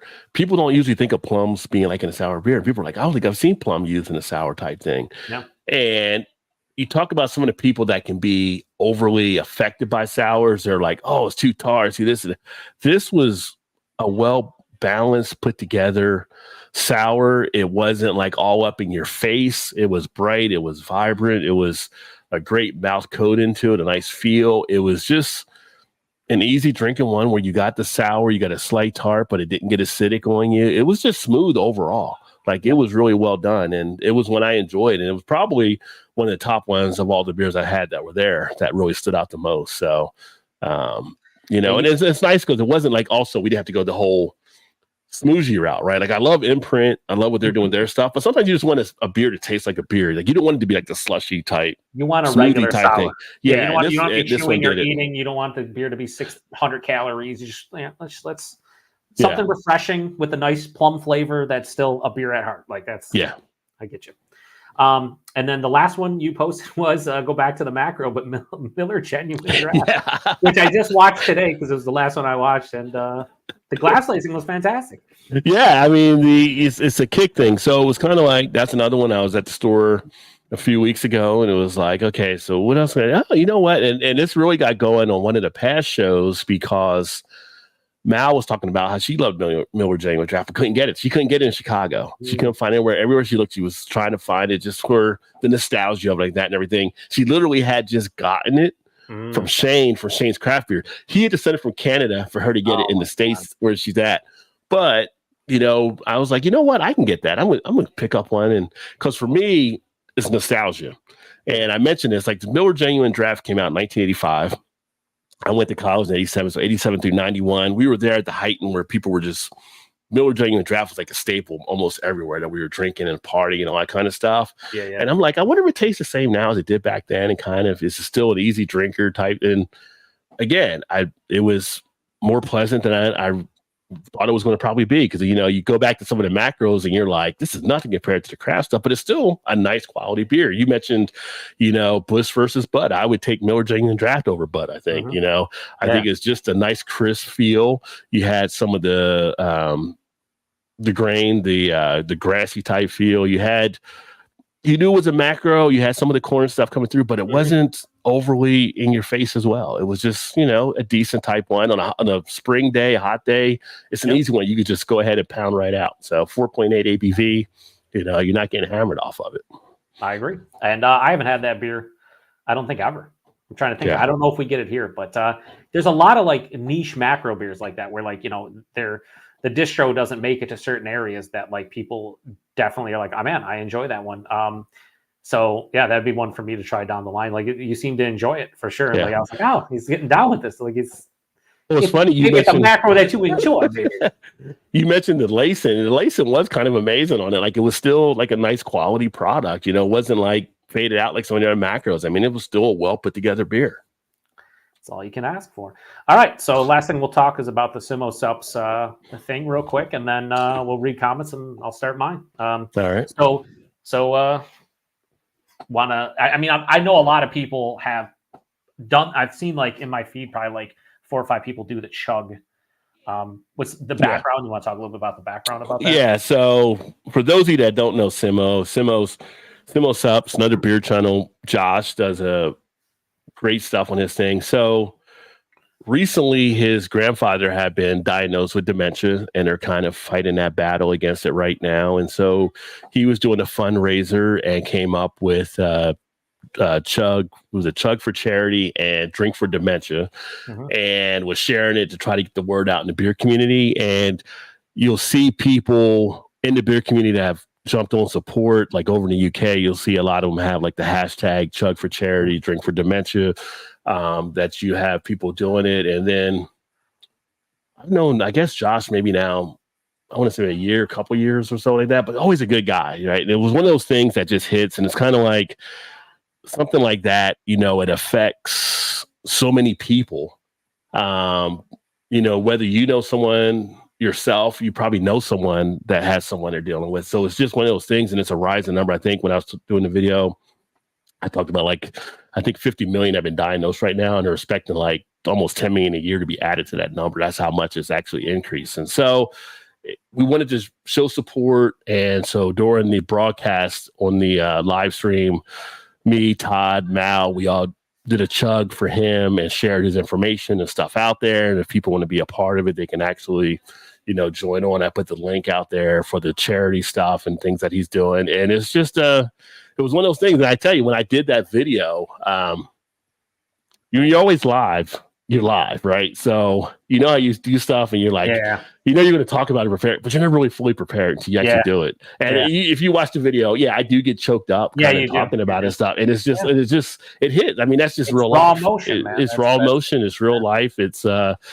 one of those things. And it's just, anything I can do to help out. And that's the one thing about the beer community I may mention on there too, is all the people that, for the most part, that have been in our circles. And don't get me wrong, Joe knows there's been drama in beer tube in the past, but most of the people after a point now in our circle, is the support, right? And you find support with the others and the beer community that we've connected with, the people we've met. I mean, just so much of the love that's come to get out of it makes it worth it. Why it makes it fun to actually be a part of it. So anytime I can always help out, and Joe's always been the same way. Kyle, it's always like, where can we help people out? And that's just what we do. And so it was a matter of us spreading the word and showing some support for him and trying to get more exposure. That's what he was trying to do, and we definitely want to get on board with it.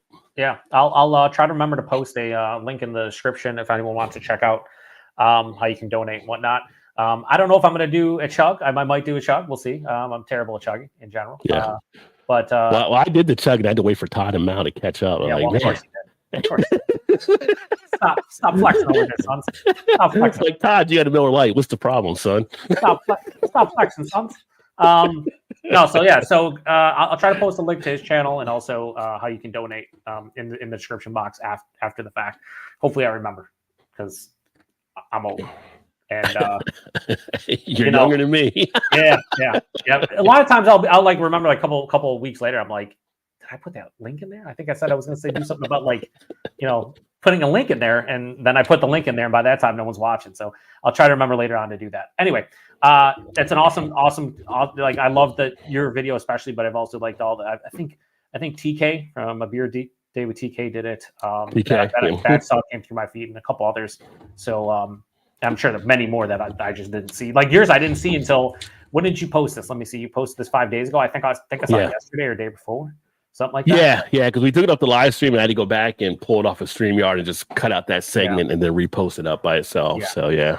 All right, so we'll do some comments and then we'll go and I'll do mine and then we'll wrap it up after that. Josh from Last Beer says, unbelievable. Craig and Adam talking about that they wouldn't use a beer bowl, and I'm with them. And then Josh also says, anyone got the 2024 Parabola yet? As far as I know, they're no longer distributing to New York State, and if they are, they're not distributing to my area, Buffalo, anymore. So I'm very disappointed that Firestone Walker, despite being owned by Duvel and having Amagang as part of that in New York State, is just like fuck New York State. So, well, I guess. Yeah, I usually pick it up when I go to Jersey, so I'll be in Jersey in May. So I got a spot that it's pretty much a shelfy turd. It's always on the shelf when I go in. So that's how it's been for like the last 5 years with them. That's maybe part of the reason they're pulling on. I don't know. Dave Stevie says 9 years to your 9-year anniversary. Wow. Yeah. I'm old, Dave. I'm old. He's old. Dad says, not yet, Josh. I'm sure you will get it. Talking about Parabola. Then Adam says it will probably turn up here at Christmas. Yeah, that's the UK for sure for an American beer to Josh. Then he says, speaking of sours, we now get Mortalis and RAR brewing quite regularly now. I think I prefer Mortalis having had both. Is it just me or do you guys feel the same? I have not had an RAR beer because they were tough to get. I know they got decent distro since then. To me, I've had a lot of different heavily fruited sours from a lot of different breweries. Mortalis, to me, is the king of nailing what they typically say it's going to be. They say this is a peach cobbler fruited sour, heavily fruited sour. It's a peach cobbler heavily fruited sour. Very rarely will you drink it and be like, I don't understand what they're going for. They usually nail it. Probably my favorite as far as the fruit smoothie sours go. They have, back in the day, you only had 450 North. We had the hookup with Todd for many years, and now they've kind of fallen off. They've taken some, some weird shortcuts and just they release so many different beers. It's just like, I don't know, they're not as good as they used to be. And not because you got ease of access, but they show up and they're like $12 a can. I'm like, fuck you. I'll pay $12 a can. Get out of here. I will get 2 Mortalis beers for that price. Yeah. What do you think? Have you had either or? Well, for me, it's the funny thing. I'm the opposite of you. So I get RAR, but I don't get I don't think I get Mortalis that I've seen or anything like that. But as far as me for sours, 450 North, I can still get my hands on, but I've leaned more into Imprint now. I think Imprint kills. I think Imprint. I think they kind of kill on some of the sours there. Some of theirs can be a bit too sweet, but like I get it because it's like it's kind of what you're like going for, right? Like a lot of their beers are like, hey, here's this crazy pastry sour, and it's like, yeah, you nailed it, but like I wanted like 4 ounces of it. Like I feel like a lot of these fruited sour styles, whether it's a pastry or just a smoothie or a slushy or whatever, they're like flight beers for me. The definition of flight beer. I want like 4 or 5 ounces and move on. A whole can of it's like 600-700 calories, and then you start thinking like, I get to the end of the can, I'm like, oh, it's just too rich, just too much of that fruit puree and sweetness, and if there's marshmallows and vanilla beans, it's like, I wish I would have at the very least shared that with somebody, you know? Yeah. I will say Dewey Beer Company is also up there out of Delaware. They're actually doing some great stuff. Yeah. Secret Machine is a good. Good. The different flavors. They're nailing them. They're nailing them. Dan says Mortalis is amazing, and you are not wrong. He says, to me, Dan serves any fruit or sour fruit beers I've had. They excel in additives, adjuncts. So pretty much, I totally agree there. Yep, 100%. And then Adam says, in terms of US stuff, agree. I think FX Mana range and Vault City may rival. I've heard really good things about Vault City. I've seen a lot of reviews and Untapped check-ins from like I have so many UK friends on Untapped, probably more than American at this point. They're always drinking Vault. Sammy says, I'm about to review a hype beer with significant can. Well, hopefully it's still good, Sammy. Hopefully it's still good. And then Jesse says, Mortalis is amazing. They are. And then, Kyle says, Katie, Keith, and I are watching. Thanks for the mention, Rod. Oh, that's always, why. Brother. Yeah, I'm going to take away that mention just for Kyle, though. Shout out to Keith and Katie for watching, though. No, we're going to review a beer after this. We're going to do, us three, I guess, are going to do Little Nader from Trogs. Oh, nice. Yeah, I'm looking forward to like the lower ABV Troganator, so to speak. We'll see how it is. I don't think I've seen that one yet here. Nah, it's a new release, so you probably see it soon though. Dan says, Kyle, thanks for the invite, and spelled it wrong and had to correct himself. Sammy says, be like Scott, chug a Pepsi. Still bark it up. You guys are always welcome. Come get the Feigen's Haze. How about you send us the Feigen's Haze? Yeah, come and get it. I keep hearing about them, so I'm taking it. They're pretty solid. Yeah. So they're like other half circa like 5 years ago. But they do make delicious hazy beer. Dan says he doesn't want your pity Feigen's. Dave says I will have to do that chug challenge. There you go. Yeah. Nice. So you just inspired one guy talking about it in the channel. That's what it's all about, right? Kyle this says, did you guys review all BA barley wine? Something slurring your words? Ha. Am I slurring? I mean, I am doing barrel aged. I did the the first one I just finished with Lagunitas. If I get to the right camera. No, Willetize. So Willetize. And then I just cracked open the barrel aged blackout stout. Well, maybe that's why he slurred a little bit, or is it? These are the levels I live at. I don't have like low baby ABV beers for the most part, unless I'm doing like a special review. I mean, you know what? My valve just switched. Fuck you. I live large. You know me. Yeah, I know you. 10% is session for me. So yeah, you and Paul would just fucking session like 30 fucking 10% plus barrel aged beers and still be it's like Starcade and 85. Dan tells Kyle we're not coming over until you get that basement in order. True. Craig says not sure why such a long link. Huh? Well, I don't know. Oh, for what? Long link. Long link for talking about to donate maybe to the charity. Well, not on mine because I use Bitly for my link on my channel that it shortened the link. It was a long link when Josh had it. But I actually cut it down to a small link on my video. Yeah. Okay. So, yeah. Josh says, Dan, I got it yesterday. He's talking about the parabola. Sammy out in fucking Australia. I got a heap of rare RAR in my fridge, guys. I'm down under and fuck you. Okay, cool. Fucking Sammy. Dan that says, don't be Joe Kyle shaming folks who imbibe to the utmost degree. Fuck you, Dan. It's unbelievable I'd say that to my cousin, right, Ron? Right. Art Robinson says, good afternoon, everyone. What's up, Bart? Cheers, Bart, one of my Jersey fellows. Yep. Bart's he's always chiming in on the live show, and at least when I used to be on it, he would chime in quite a bit. Yeah. I've got to meet Bart in person.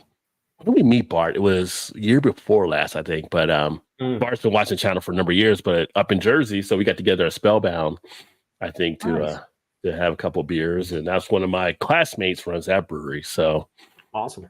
That's always cool to meet viewers, Yeah. Caleb says haven't had much, but the few materials I've had has been great. Yeah, for sure. Jess says 450 North is too sweet, like NWO too sweet, or like actually too sweet, because either way. That's right. Ruffling reference. Shout out to Dan. Josh says 4 scores. Oh yeah, 4 scores makes great sours as well. I think Paul's been to the brewery, but he said fuck the heavily fruited sours. He just wants like the normal. Well, that's beer. Paul. That's Paul. Yeah. That is Paul. Caleb says Definitive in Maine does some great fruited sours. Yeah, we've seen a couple here or there, Caleb, now in Buffalo. I can't remember what showed up. So much beer. Adam says we get D. Is he talking about Definitive? He might. He shortened it. He just I don't know, because D means something else in the streets. I'm just saying. Yeah. No, I tried to ignore what was happening there, just for the most part. Adam says we get fines here now. Happy to send you. Fuck you, Adam. Fucking in the UK getting fines. Meanwhile, I'm like 4 hours away from the brewery, and they just fist me all day long. It's great. What? He's like, yeah. No, it's funny, like just seeing that stuff, because it's like, yeah, I'll see like Craig or somebody post something over there, and it's like, oh yeah, I just got the heady topper type. Like, I got all this stays here, but you guys got all stuff there. Like, I got Treehouse Julius. I bought it off this fucking website for £7. Okay, cool. Dave CV. Have to go, Jen. Cheers, Dave. Cheers, Dave. Thanks for swinging in, brother. Kettlehead in the house. Nice. Cheers, homie. Hey, Chug Challenge. Yeah. Go check out. It says I have it up. This video right here, and the whole scoop right here. Look at this high technology. That's not really as really Barrel Souls. All right, I'll make note of that. Yeah. Oh yeah. Caleb drinks. How do I say the vast majority of Barrel Souls beers on Untapped? He's always checking them in. I think they're relatively local to him, or like not that far away. He definitely enjoys their stuff, and most of it looks delicious. Josh says, who is doing a Cantillon examination with me? I might, Josh. I'll go fucking pay $50 for a bottle where the fuck it costs for those things, which is insane.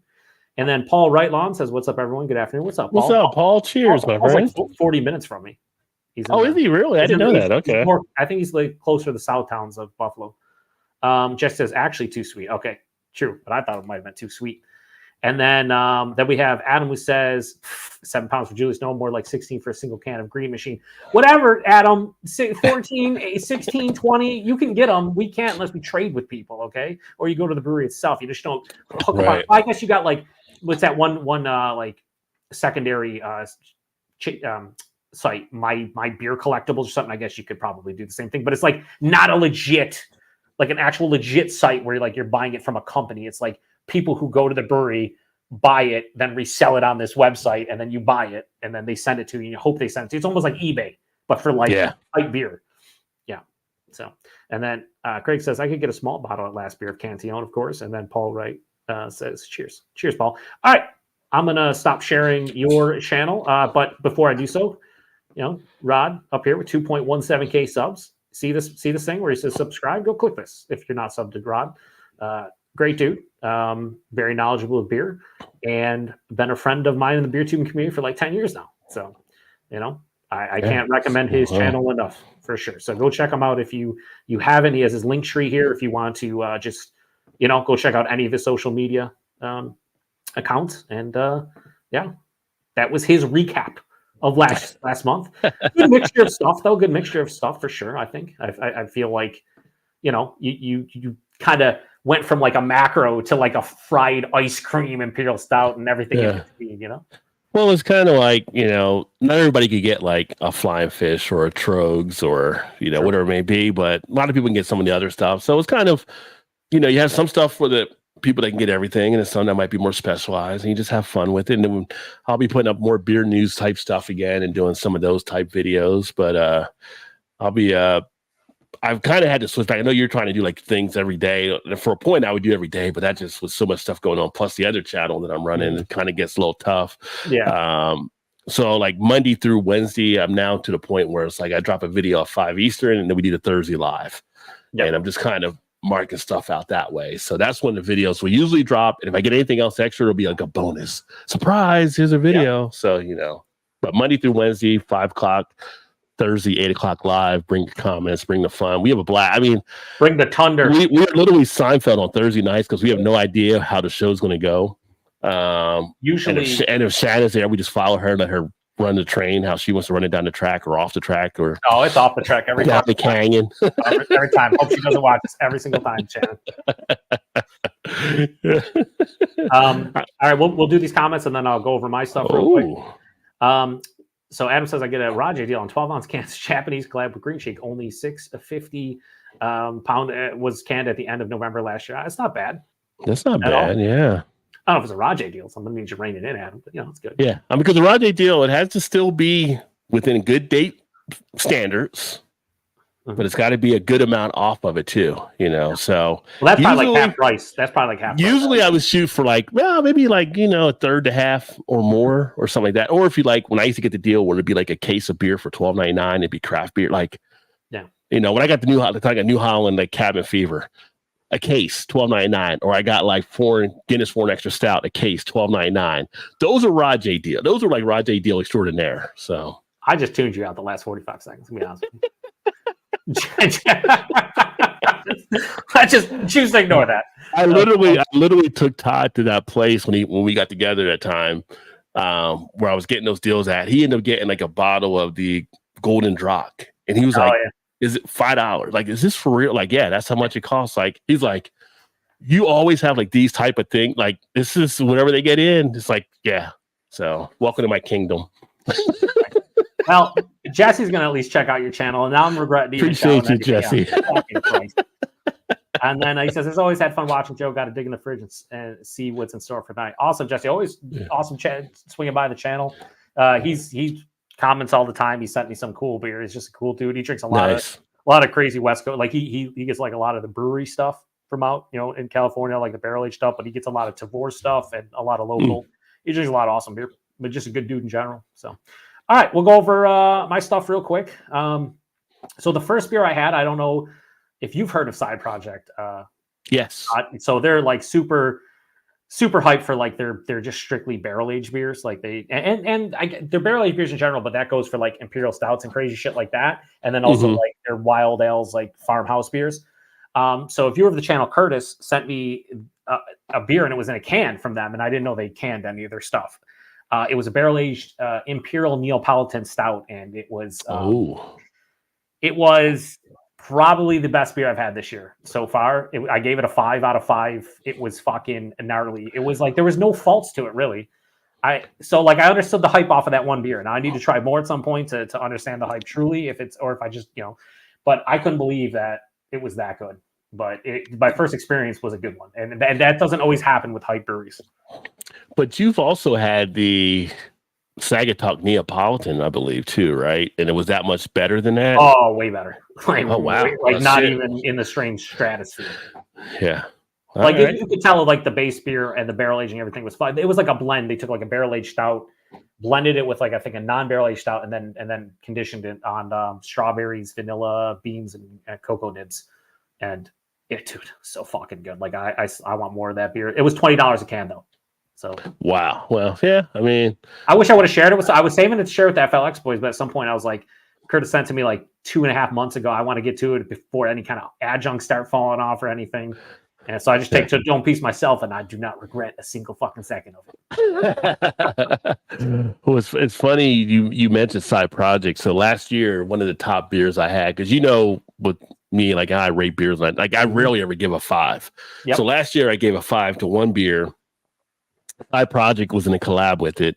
There you go. So it's Side Project, Weldworks, Other Half. Oh, okay. Yeah. And the Veil. Okay. So it's almost okay, you're coming in with high bar level, right? Yep. You're don't mess it up. Don't mess, because you're all, and it's and it was their bubble wrap. It was so damn tasty. That was their Imperial Stout, 14.5 ABV, and it was as smooth as can be. So yeah. There you go.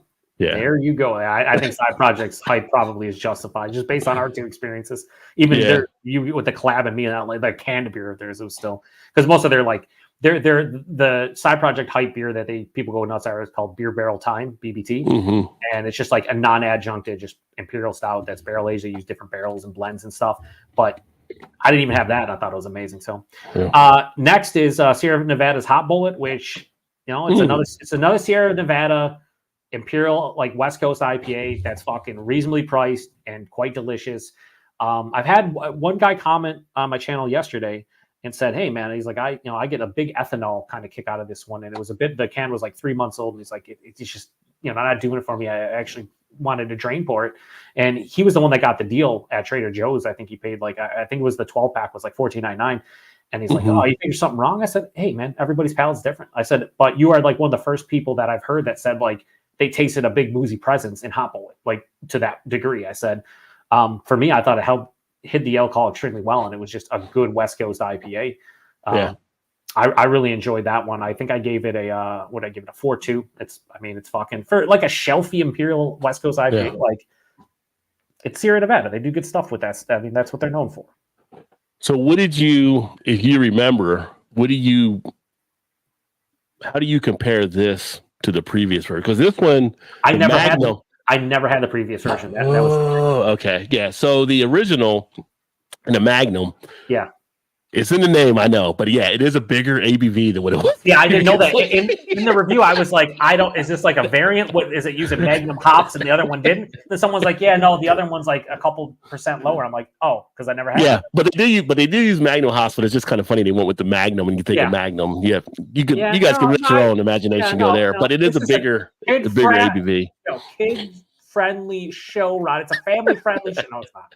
It's definitely 21 or more. But I found it interesting because I remember the old one, and the old one I really liked as well. So it's funny though. I mean, this one I rated a little bit lower than what I had previously. I look back when I rated the old one, and I don't know, maybe it was a change because it was a number of years in between, but I thought it was still decent.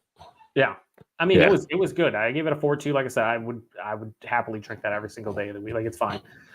Next is, we're talking about Evergreen, right? So we get some slight distribution here occasionally, and their winter porter showed up. This was just like an Imperial Porter that had chestnuts in it. Chestnuts, it had maple syrup, a couple other things. It was really nice. It wasn't like anything amazing, and I really didn't get the chestnuts, which I don't think I've had a beer with actual chestnuts. So I was just like, I'm looking like for some kind of chestnut flavor. Not that I like eat chestnuts a lot or anything, but I kind of know what they taste like, and I'm just like, didn't get it. So a little disappointing from that aspect, but it was still a nice Imperial Porter. Like I think it was vanilla, maple, chestnuts, and something else I'm not remembering off the top of the dome piece. But it was nice. It was probably my least favorite Evergreen, but I still gave it like a 4 out of 5. So it was still good.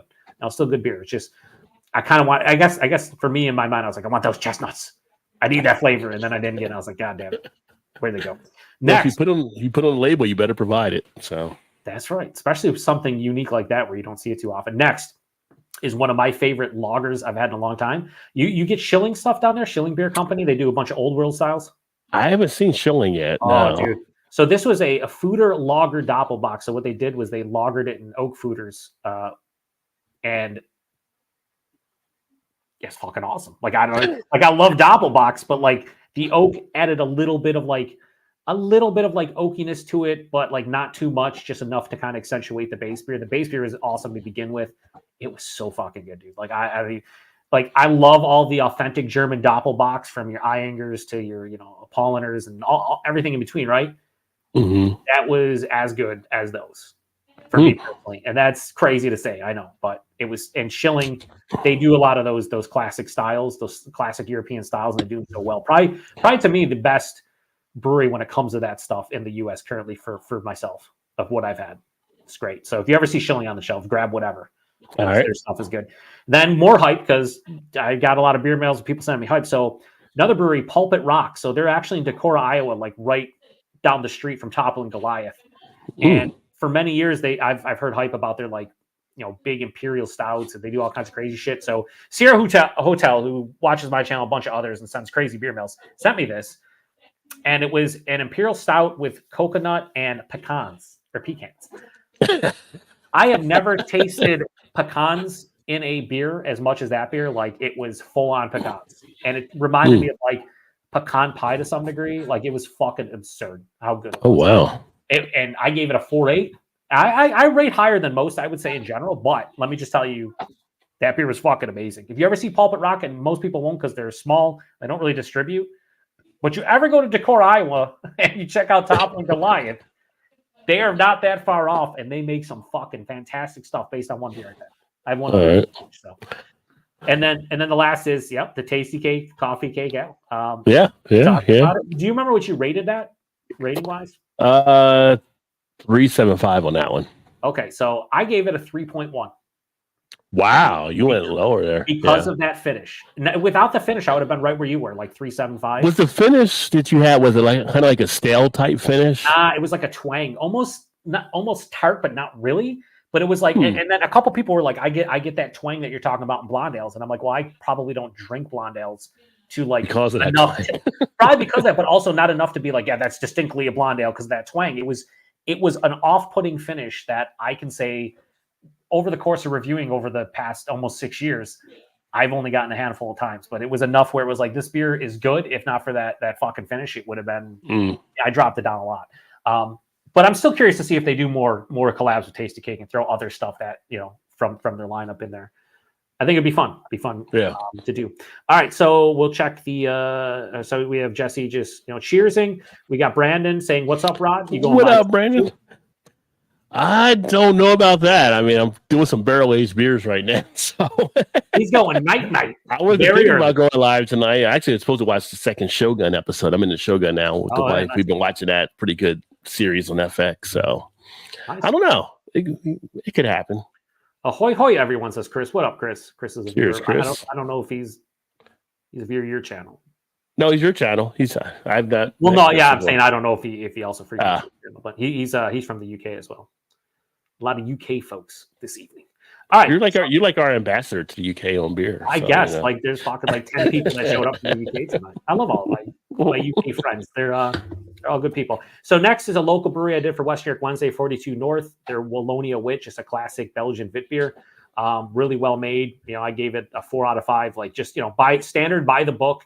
If you like a Blue Moon, it's a better version of it. If you're in West New York, I think it's like $12 a 4-pack. So it's like it's fine. It's good. 42 North. I've been to the brewery before, and I just don't review as much from them on the channel, but I'm going to try to fix that this year because they do make some good beer. Next, one of my favorite breweries for barrel aged shit, Boulevard. They're Ryan Rye 2023. Man, they came out with a barrel aged mix pack this year, Rod, that had that, their barrel aged Vietnamese inspired Imperial Porter, and then their barrel aged Spice Imperial Stout. It was like $20 to $25 a 6-pack of. So you're talking like, anywhere between like $3.50 to like $4 a bottle. And to me, every single one of them was fucking amazing. I gave the Rye on Rye, although to be fair, I'm biased towards rye beer. So I gave it a 4.5, but that's because I love rye beer. So like, yeah, how am I, I mean, I love rye. It's rye on rye. It's like, yes, I will drink that and I will love it. It was my least favorite of the mix pack, believe it or not, though. Like it was, and I'm telling you, the mix pack was the fucking best bang for buck. Like people just don't pick up a lot of Boulevard stuff because they're shelfy for a lot of respect, but they make good beer. Going back to like Tank 7. No, Boulevard does some good beers, and I have not had them in a while. So I'm trying to think. I see the Tank 7 we still get around this area. We used to get more when I was in Cincinnati, like Jungle Gyms and all that kind of stuff. They would always get a lot of Boulevard stuff in. So don't see it as much. So here's sirens. I'm in Baltimore, so it happens. Yeah, it's just like that's really loud right now. But I like Boulevard. I think Boulevard does a great job out of Missouri, and they're a pretty solid operation. I agree. So yeah, if anyone sees that, pick that up. Next, I do the Shelfie beer reviews every month, Tuesdays and Fridays. I post them, and this was one I haven't had in a while. The Indie Ale from Samuel Smith's Old Brewery, their English IPA. Yeah. And you know what? I'm not going to sit here and tell you I'm a fucking connoisseur of English IPAs because you don't see them that much in the States. But this one was pretty good, and I don't even know how old it was because it had and on the bottle it had the like a code that you could decipher. And apparently at some point I rubbed that off, like putting it in the fridge or maybe taking it out of the, when I came home from the store, because I saw it at the store. And I'm like, I'll look that up later. And I got home. I was like, huh?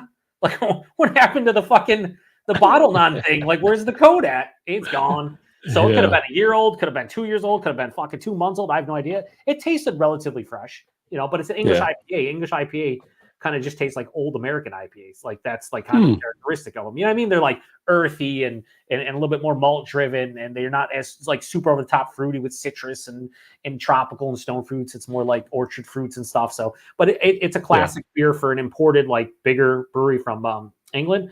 I give it a 3.85. It's good. It's solid. Nothing wrong. Yeah. I've had that in the past too, and I like what Samuel Smith does. The funny thing is, like, what I don't get here, and you may get somewhere you're at now. We used to get it in Cincinnati. Innocent Gun. Like I used to like Yeah, a lot of their barrel finish. I can't get those here that I've seen yet. So they didn't I kind sell of miss well. those. I remember there was a local chain of beer stores that would always have them on sale, buy one get one free for the 6-packs or the 4-packs. They had trouble selling those at buy one get one free. Like they would be in the clear bottles and shit. It was crazy. It was crazy, and I like their stuff, but yeah. The last thing in the row here is from Jackie O's, which I know you're familiar with. Jackie O's, the Champion Ground bucket was. I always say I don't have a bucket list because I don't. I've never sat down and been like, "Hey, I'm going to make a bucket list of beers I've never had." But that Champion Ground would have been on it. Do you remember Johnny from Crafty Beer Reviews, who was out in Cleveland? Yeah. So I used to watch his channel. I hung out with him a couple times in real life, and he always talked about how good of a beer that this is a barrel-aged imperial coffee stout, and he used to tell me how good that beer was. And I was like, all right, I never got a chance to try it. So when I went to Cleveland towards the end of 2023, and on the way home, I stopped at a place that had a bunch of different stuff, including a lot of barrel-aged Jackie O stuff. So I picked 4 of them up, and that was one of them. And yeah, it's fucking divine. It's a great barrel-aged imperial coffee stout. I gave it a 4.75. Like, I've been drinking some crazy barrel-aged beers, so all my ratings are super high because they're all fucking things I've wanted to try and all delicious and they're in styles I want. So like you see something like that, I'm like, it's going to be high because I know it's going to be good. Jackie O is one of the more underrated barrel-aged programs in the country, 100%. Yeah, there's a reason why they medal so well at Great American Beer Fest stuff. They make good beers. If you're ever near Athens, Ohio, it's definitely something you want to try to check out, or check out some of the stores to get some of their stuff. Yeah, if you're in Ohio, period, like they have them all over the state. Like at the stores carry their stuff. So if you're in Ohio not drinking Jackie O stuff, you like barrel-aged beers, I don't know what you're doing. Next, we have from the smoke beers from Schlenkerla. Can't go wrong there. Their Rotbier. So this was one of their newest releases from last year, and it was the first smoke beer I can honestly say I'd rebuy and I like. Wait a minute, the first one? The first smoke beer that I could say that I have enjoyed, because I'm not a huge smoke beer guy. You haven't had any of their other ones? Oh yeah, I have. And you haven't enjoyed them? I mean, they're not like that. I don't know what's going on right now. I don't like smoke beer. I just don't. Now I'm starting to get more into it. Yeah, but I don't I don't really care for them as much. I don't. Like you said, all the cream. I'm all the smoke. Give me all the smoke. Like as soon as you say Schlen, I'm like, I'm in. Don't even gotta say the Curla. I'm in. That's the thing. A lot. I feel like smoke beers are love or hate, right? Like either you fucking love them with a passion, or you're just like, not for me. It's more not for me. But I've been trying more, even non-Schlenkerla stuff, and I'm starting to develop a taste for them. That root beer was kind of more mellow and kind of my speed. It wasn't heavy with like the campfire smoke. It wasn't over the top with like the meaty smoke. It was just a nice gentle smoke. I think it was because there's cherry wood, and cherry wood isn't as intense. But it was really good. I gave it 4.35, which is probably like a 5 out of 5. There you go. Okay. Like a 5 out of 5 for someone who likes smoke beers, I guess. But maybe not, because again, you're talking a lot of people like the classic Schlenkerlas that are heavy on the smoke. So people might think that's weak. Next, I did a collab between Bellwoods out of Toronto, Ontario, Canada, and other half their Myler Shark. Another fucking great beer. Triple IPA, just absolutely delicious. The other half Bellwoods, 2 of my favorite breweries, period. Fucking just, not much to say about it. Just fucking tropical fruit bomb deliciousness. High alcohol, well, pretty much everything you want out of triple IPA. Gave it a 4.45. Everything's high. Next, the classic from Bell's, their Kalamazoo. When's the last time you had Kalamazoo stout from Bell's? Do you remember? At least like 4 or 5 years, probably. It's been a long time. So same thing for me. I remember it was probably like 8 or 9 years for me, because I remember when Bell's first showed up and I got like one of everything when they first started distroing here. And that was one of them. And a lot of people are turned off because it says it's brewed with brewer's licorice. So people are like, oh, black licorice, it doesn't have much licorice at all in the taste. It's just a well-made, old school, like American stout with a little bit of licorice, but mostly just, it has a nice bitterness to it. It's just no adjuncts. It's just, hey, here's how beer was 10 years ago or 12 years ago. Like this was what a stout used to be, just like a regular stout. It was solid. It didn't blow me away or anything. I gave it a 3.95. Like I said, good beer. I'm surprised they keep in their year-round lineup, though. It must sell well. Yeah, I think it does. But speaking of Bell's, you know what month it is? Oh, Jesus Christ! It's March. No.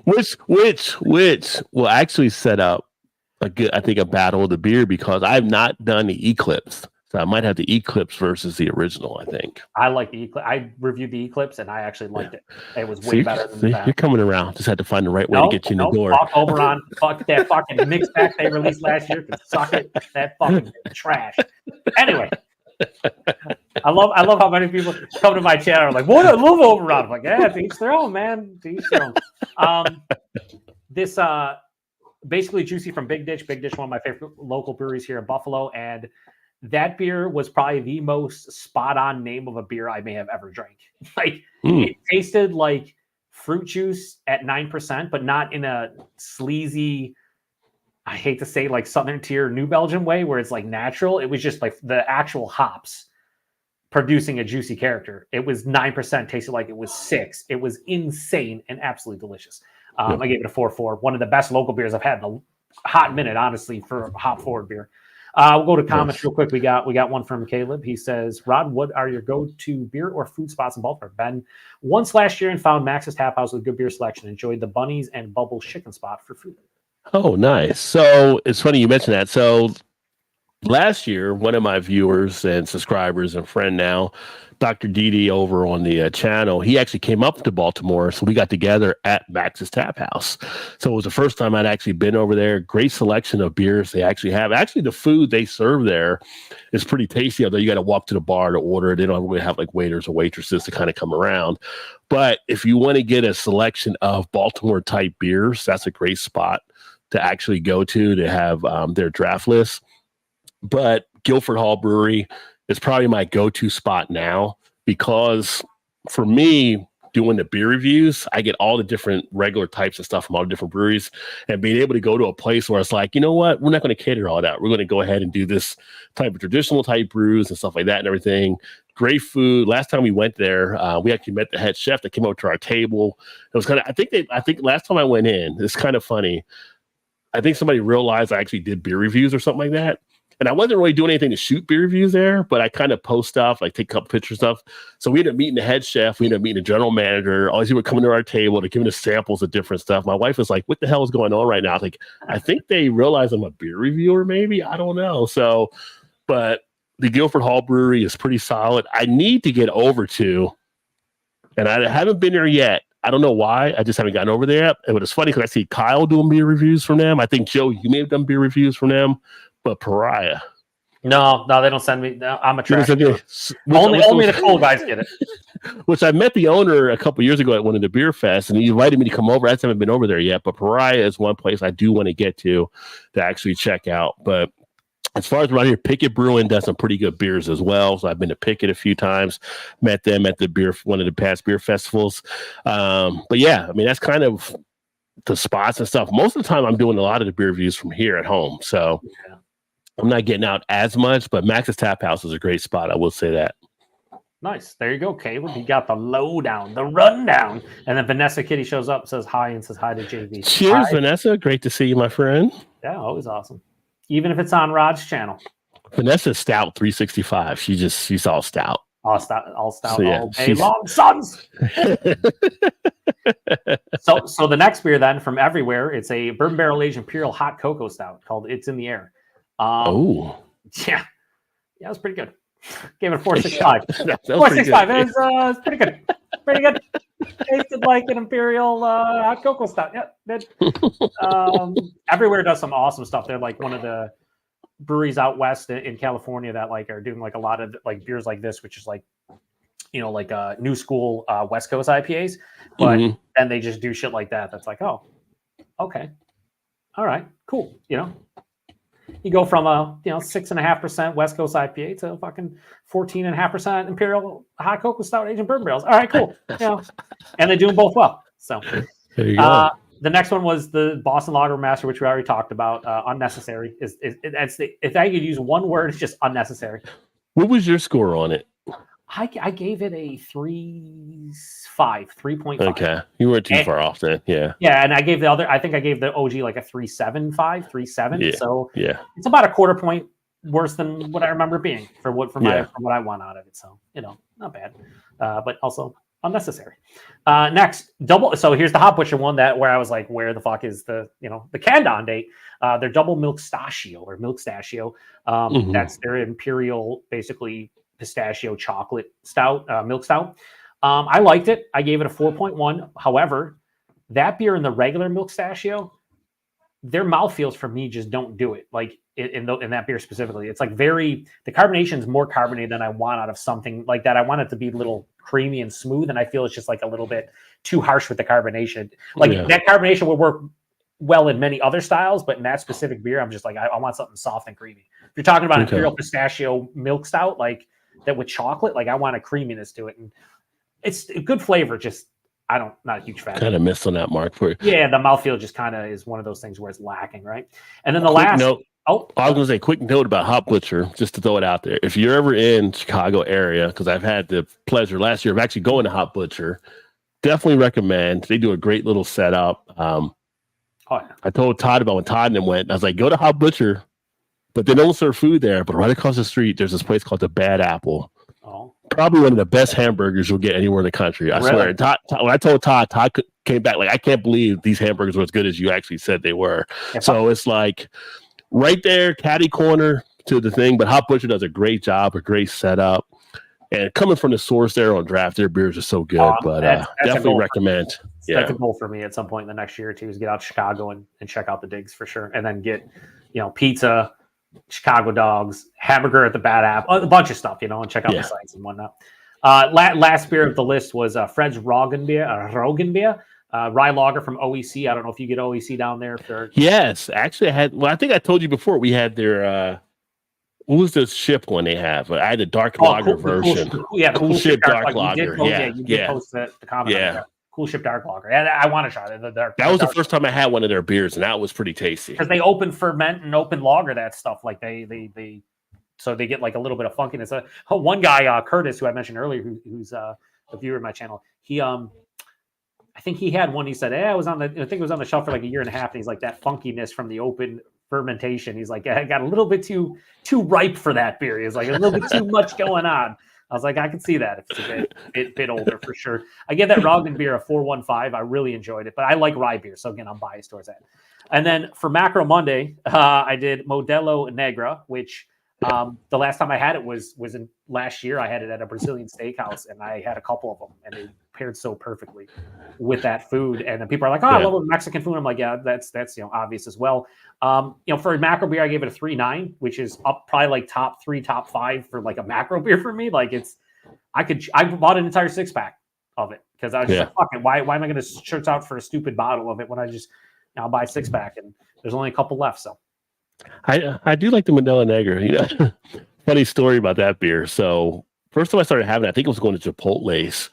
Because Chipotle, I don't know if they can do it in your area. They serve alcohol. Yeah. Like it's a margarita and beers and all that kind of stuff. And I was having fun with the people working there. And I was like, I would change that A to an O at the end when I ordered. I wouldn't recommend any of you guys probably doing that out there. But if being a black guy kind of worked for me to become kind of fun. And they're like, excuse me, what did you want? Like they get all milly mouth. And then I would just do an A, like they didn't hear me right the first time or something. It was like the whole like Super Troopers doing me out or something, right? When you're doing that one, you got to make sure you don't slip and put the O instead of the A. You know what I'm saying? You got to say it because it's easy to put the A on the end of Modelo and then switch them up, and you're just like, oh shit, did I call it the right thing? I hope I did. Vanessa said she just got a breakup. Oh yeah, she had the trucking yard. Nice. She ate our MRE, Southwest beef strips and black beans entree. It's an MRE, so some parents. She keeps the MREs. Yeah, she's former military, so she keeps the MREs. So she's my next level brown bagging it. The brown thick plastic package. I've watched enough of those reviews on YouTube. They're like, I know. Two beers that Vanessa keeps: Dragon's Milk and Guinness for an extra stout. Oh, she needs to try out they did just release the chocolate coffee Dragon's Milk. I don't know if that would be up her alley, but that's the new. If it's Dragon's Milk in anywhere in the title, she's on it. So Vanessa, there you go. Because she's been doing the oatmeal cookie one that's been out. Yeah. I wanted to try that. It never showed up. Yeah. Brian the Beer Snob says, cheers, guys. What's up, Brian? Cheers, buddy. Cheers, Brian. Great to see you, brother. And then Vanessa says, cheers back to him. All right. So another classic, Amagang Hennepin. I hadn't had that beer in a long time.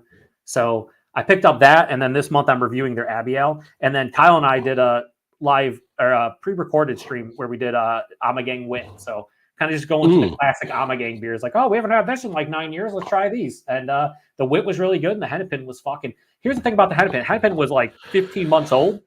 Because when I bought it, it said Best Buy like 5/29/24. I'm like, oh yeah, we're fine. 4 or 5 months. I get home, and very faintly on the other side, it has the actual canned on date. So we talk about Best Buy or canned on or bottled on. It had both, right? I didn't see that because it was almost like smudge off. Bottled on December 29th of 2022, and I'm like, it's 14 months old, just hanging out on the shelf. That's my definition. When people ask what shelfie beers are, that's what that is. You go into even your favorite bottle shop, and you're like, oh, I'm gonna grab this off the shelf, and you're like, oh shit, it's like a year old.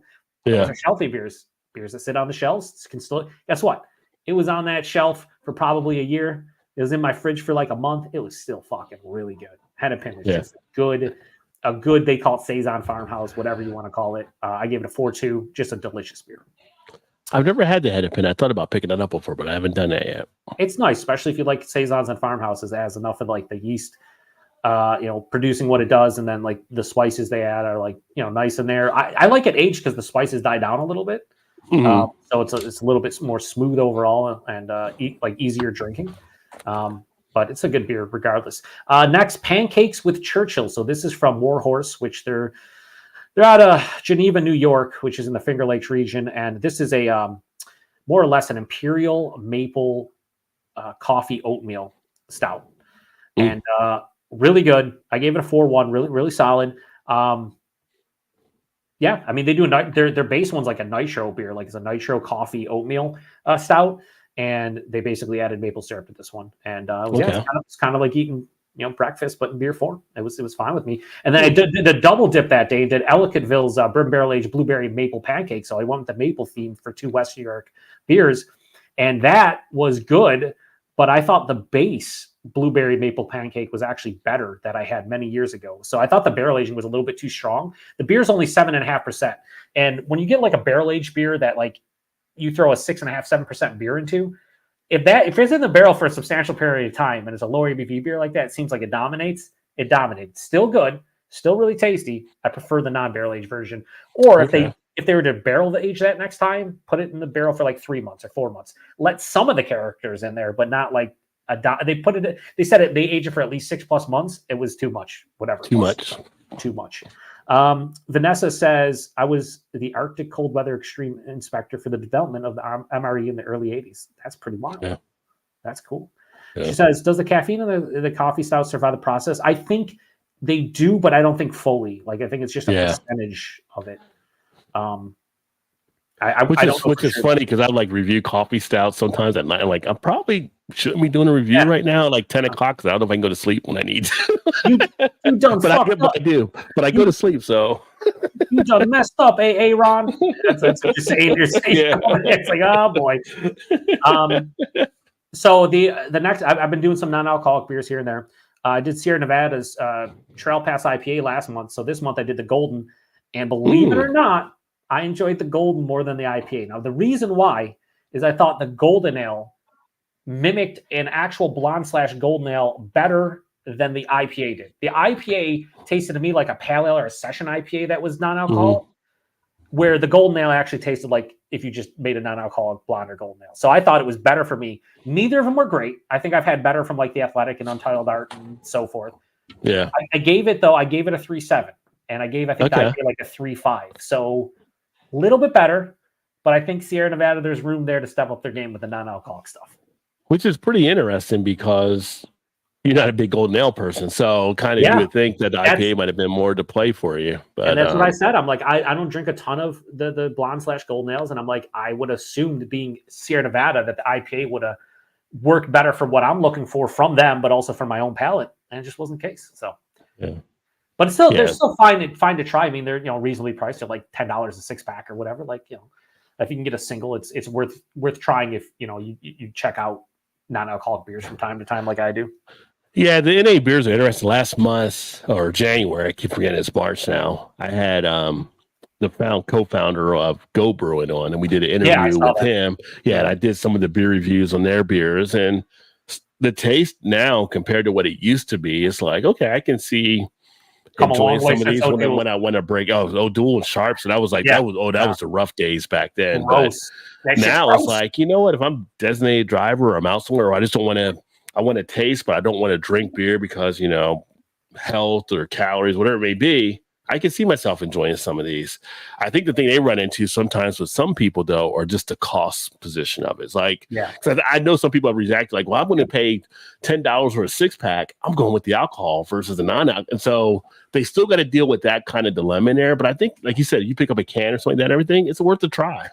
That's pretty much the main comments I get is like, oh, well, I'm not going to spend that. So like at the end of reviews, when I do the price point availability, I'm always like, look, I know a lot of you out there probably not going to buy this unless it was like $1 a can or something. But I'm like, if you're somebody who, like you said, you're looking to be a DD, or you're just like me with my valve where I can drink like 1 beer a day, sometimes 2. If I want an actual beer, another beer, like I can drink these because there's less than 0.5. So, but you're going to pay the similar price because of the process to remove the alcohol and what it takes to get to that level. So it's like, I get why they're more expensive, but the average person is not going to understand that and be like, yeah, I could pay the same price. Like I could buy this 10 or 11.99 6-pack of this non-alcoholic IPA from Sierra Nevada, or right over there, I can buy that Hot Bullet 9.5% for $2 more.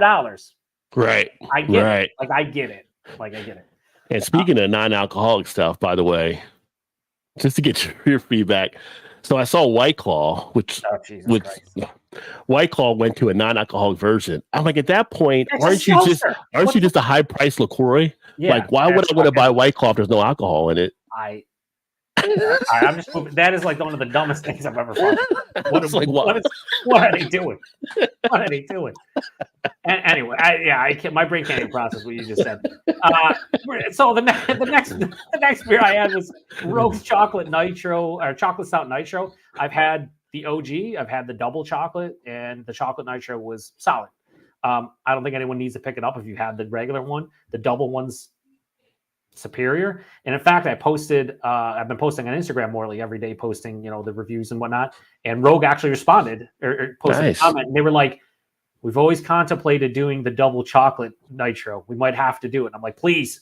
Because like if I want a nitro from you, that's going to be at the double chocolate stout, like, because that's a superior beer, in my opinion.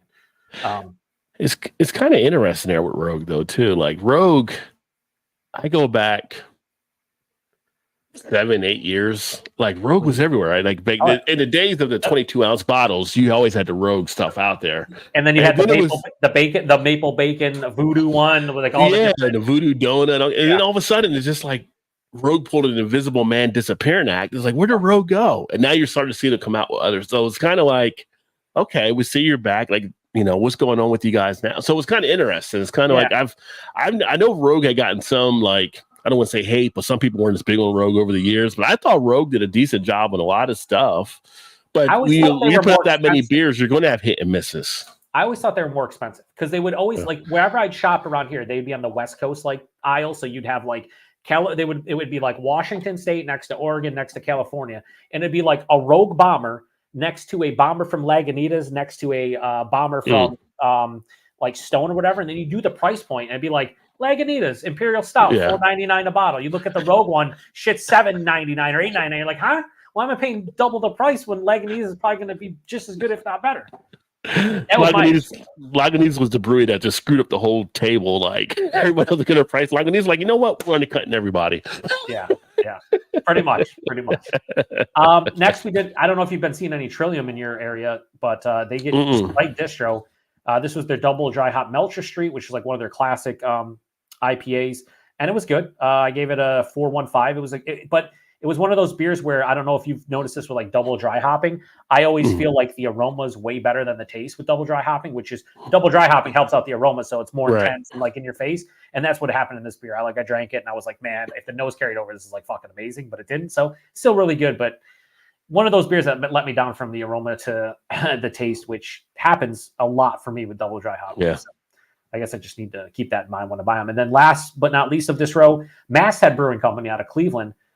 Their bourbon barrel aged baseball bat. So they did the whole theme of the old school peanut butter jelly time, with a baseball bat, the whole meme from fucking 15, 20 years ago that like Family Guy riffed on and everything. So this was an Imperial peanut butter jelly stout. So they took a Imperial stout, aged it for 15 months in bourbon barrels with peanut butter and raspberries. And it was fucking delicious. And Masthead makes some good beer. That was my jams.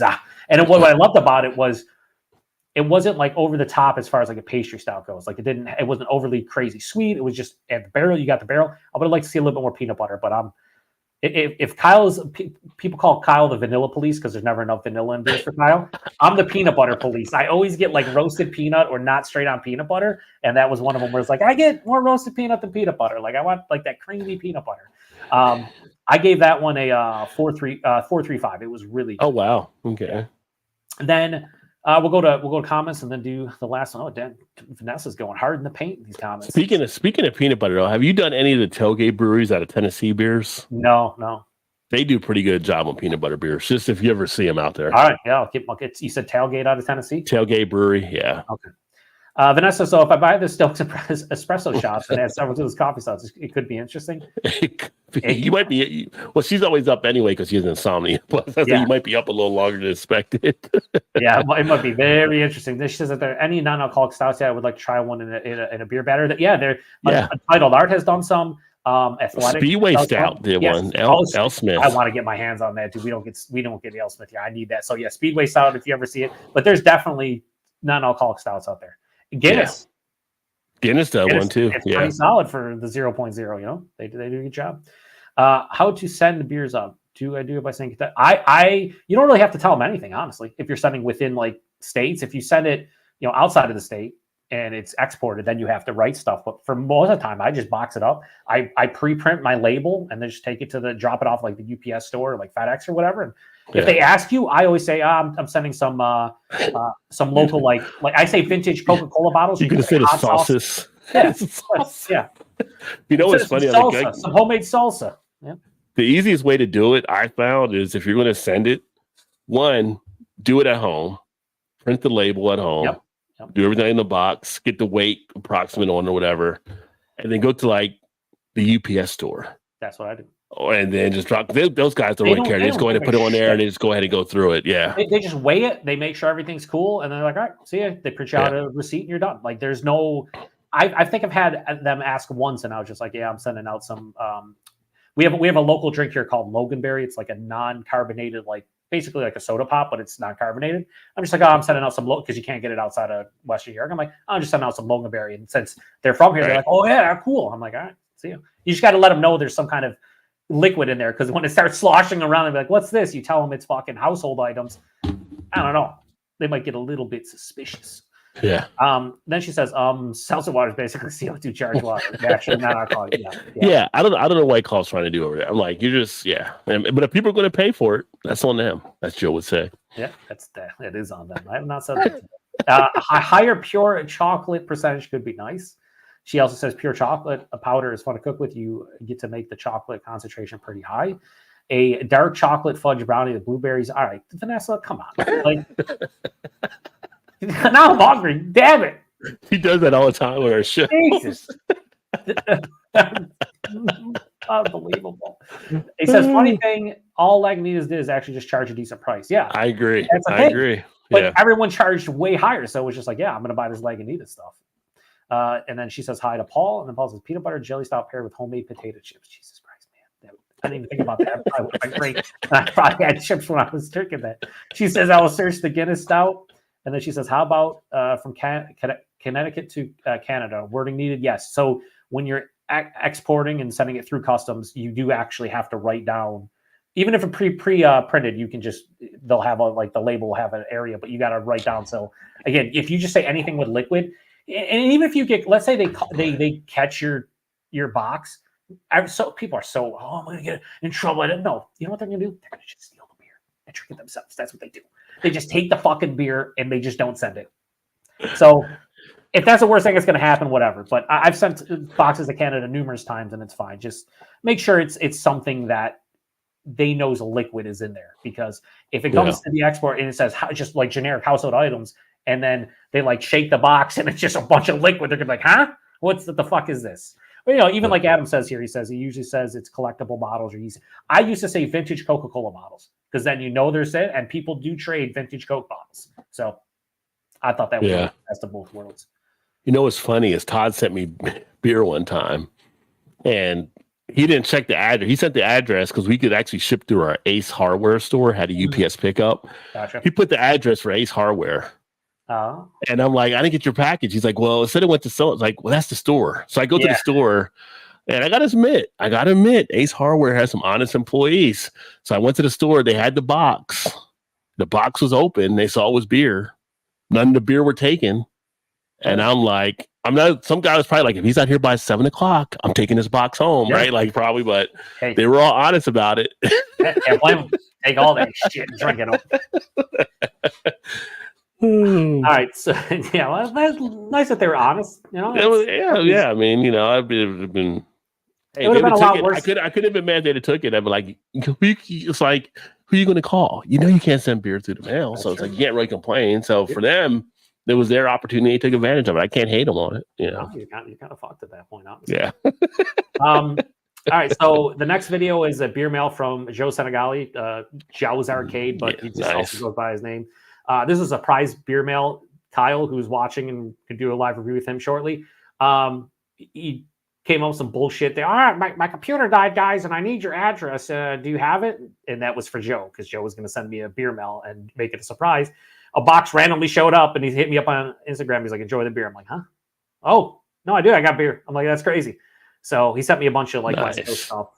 Really cool. So, and he doesn't want anything in return other than, like he said, unless you could give me some macro beers that I can't get in California. I'm like, I'm sending you all the Jenny again, son. Even the FLX boy sent him like each one, but he does the battle macros. So I'm like, I'll send you a 4-pack of the cream ale. I'll send you or a 6-pack of the cream. I'll probably send like 4 cream ale, 4 Genesee beer, 4 Jenny light. Do all your fucking head-to-heads with all the macros you want now with Jenny. Have fun.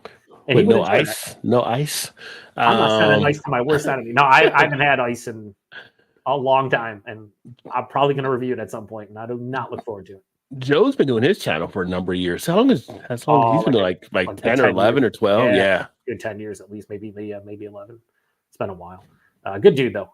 Check out his channel for sure. The beer I reviewed right here is from him earlier in the day, this pizza cake. So cool of him. Next was a mystery beer, courtesy of a local buddy who works at Premier Gourmet.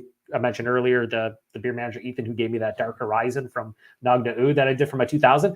Well, Kenny gave me a mystery beer one day, and I reviewed it. And it ended up being the from Poland, brewery Fortuna, which is their and they're like most of their branded stuff is Combs, Komes, and that was the barley wine. However, it tasted quite oxidized because I was getting like big sherry notes. It was fucking delicious.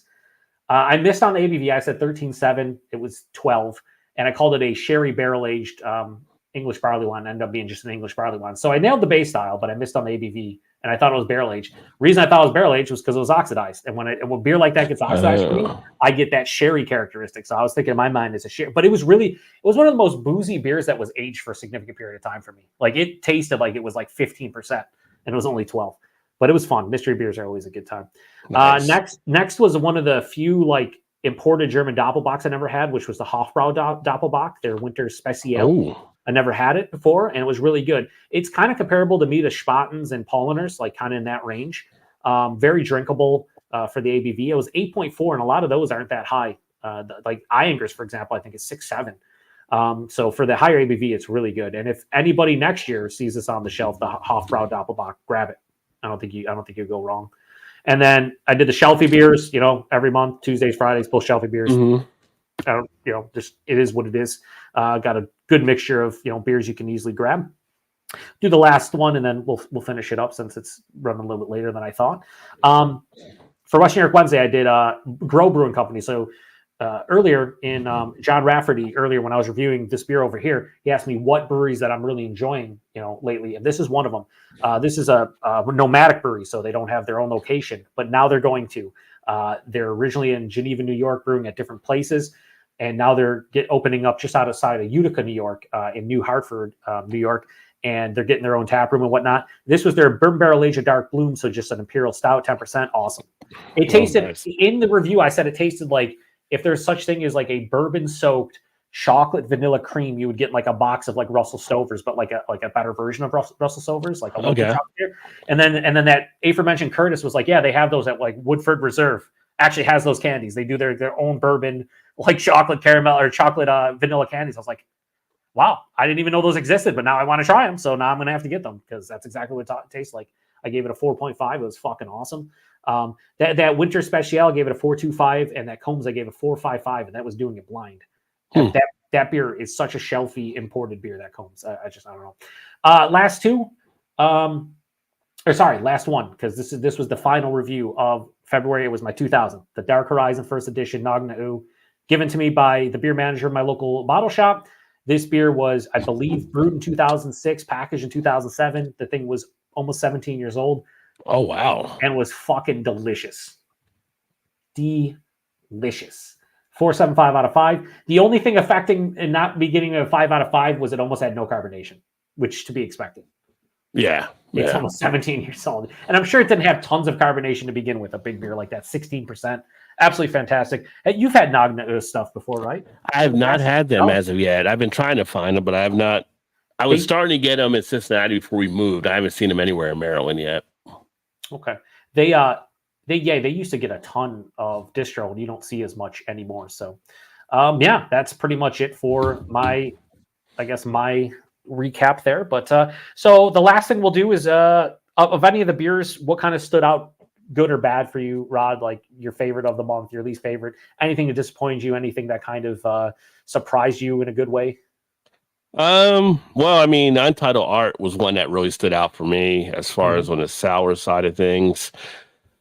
As far as any surprise, going back to the macro, the drinkability still, the Miller Genuine Draft is still amazing. I can say, if I wanted a throwaway beer, I could actually see myself putting a few of these in the fridge to actually sit back and enjoy. The intriguing beer, that Double Dog Triple IPA, kind of just figuring that was all actually about. It's kind of like, okay, I think you're leaning on the IPA area a little too much still. I think you need to move this over. So those were kind of ones. And then the Joyhound Plum Sour. Oh, yeah. Just because I haven't seen plum in a lot of sours and a lot of people had it. That was one that was opened up a little uniqueness there. And how, for some people, sour can be really off-putting, but it's like one of these ones that if I had like a novice beer drinker that was trying to look to experiment with sour, I could recommend that, and I think they wouldn't be put off by it. It'd be an easy way to kind of start getting into the sour area. That's fair. Yeah. All right, we'll read the comments. I'll do mine, and then, I mean, if you want to do any beer news, or you do it on your show, we don't have to do beer news and beer releases and stuff. Whatever, we can just. It's up to you, dog. I'm your guest. I love this because I miss the days when we used to read our comments when we used to do it. So I love seeing you actually go through comments now. Vanessa says, well, an expensive bottle of Utopias. I don't want it confiscated. Holy shit. Yeah, no. Yeah, you don't want that confiscated, especially since we pay a substantial. Well, for Vanessa, I know who she's getting it for. If you let him know, he'll probably come down and get it. So, because he's not that too far from Connecticut. There you go. He said, Adam said, I used to use the same for when I sent stuff to Paul. Worst thing that ever happened was when I sent stuff to Thomas Netherlands, I got charged 30 euros extra in custom charges. Yeah, whatever. Yeah. As long as they don't confiscate it. And a lot of times the beer you're sending is just as pricey as, the actual cost of sending it, even export. Like sometimes you'll send like $100 with the beer and you're like, oh shit, I don't want that.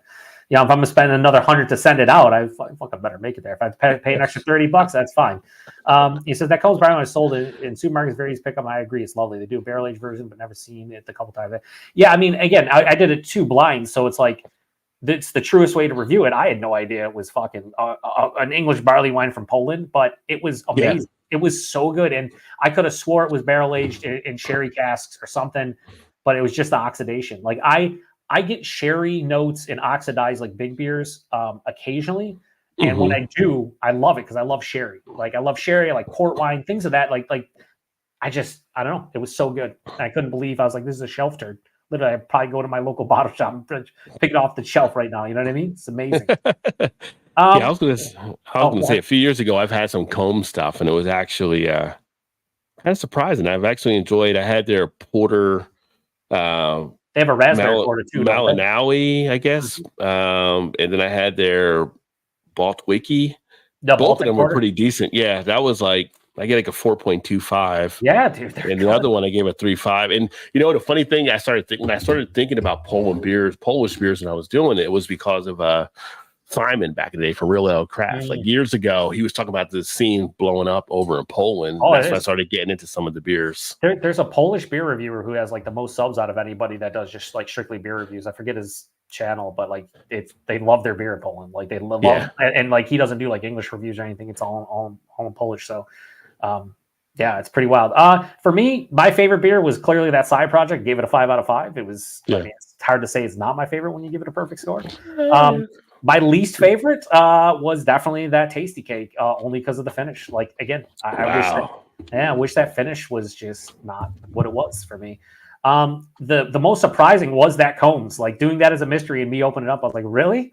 Are you fucking kidding me? Like this shelfy English barley wine from Poland, and I'm losing my shit over it. Yeah, it just goes to show you take bias. We all say I say it in fucking every other review about preconceived notions and bias, but like there's no truly unbiased beer reviewer, or like when you review anything, everybody has a bias to some degree, whether or not you are like purposely being biased. It's just like in the back of your mind, like, hey, if you're reviewing an Imperial Stout and you love Imperial Stouts, there's a higher chance you're going to like that more because of what the style is. If you're reviewing a blonde ale and you don't like blonde ales, you know what I mean? Like, it's just human nature.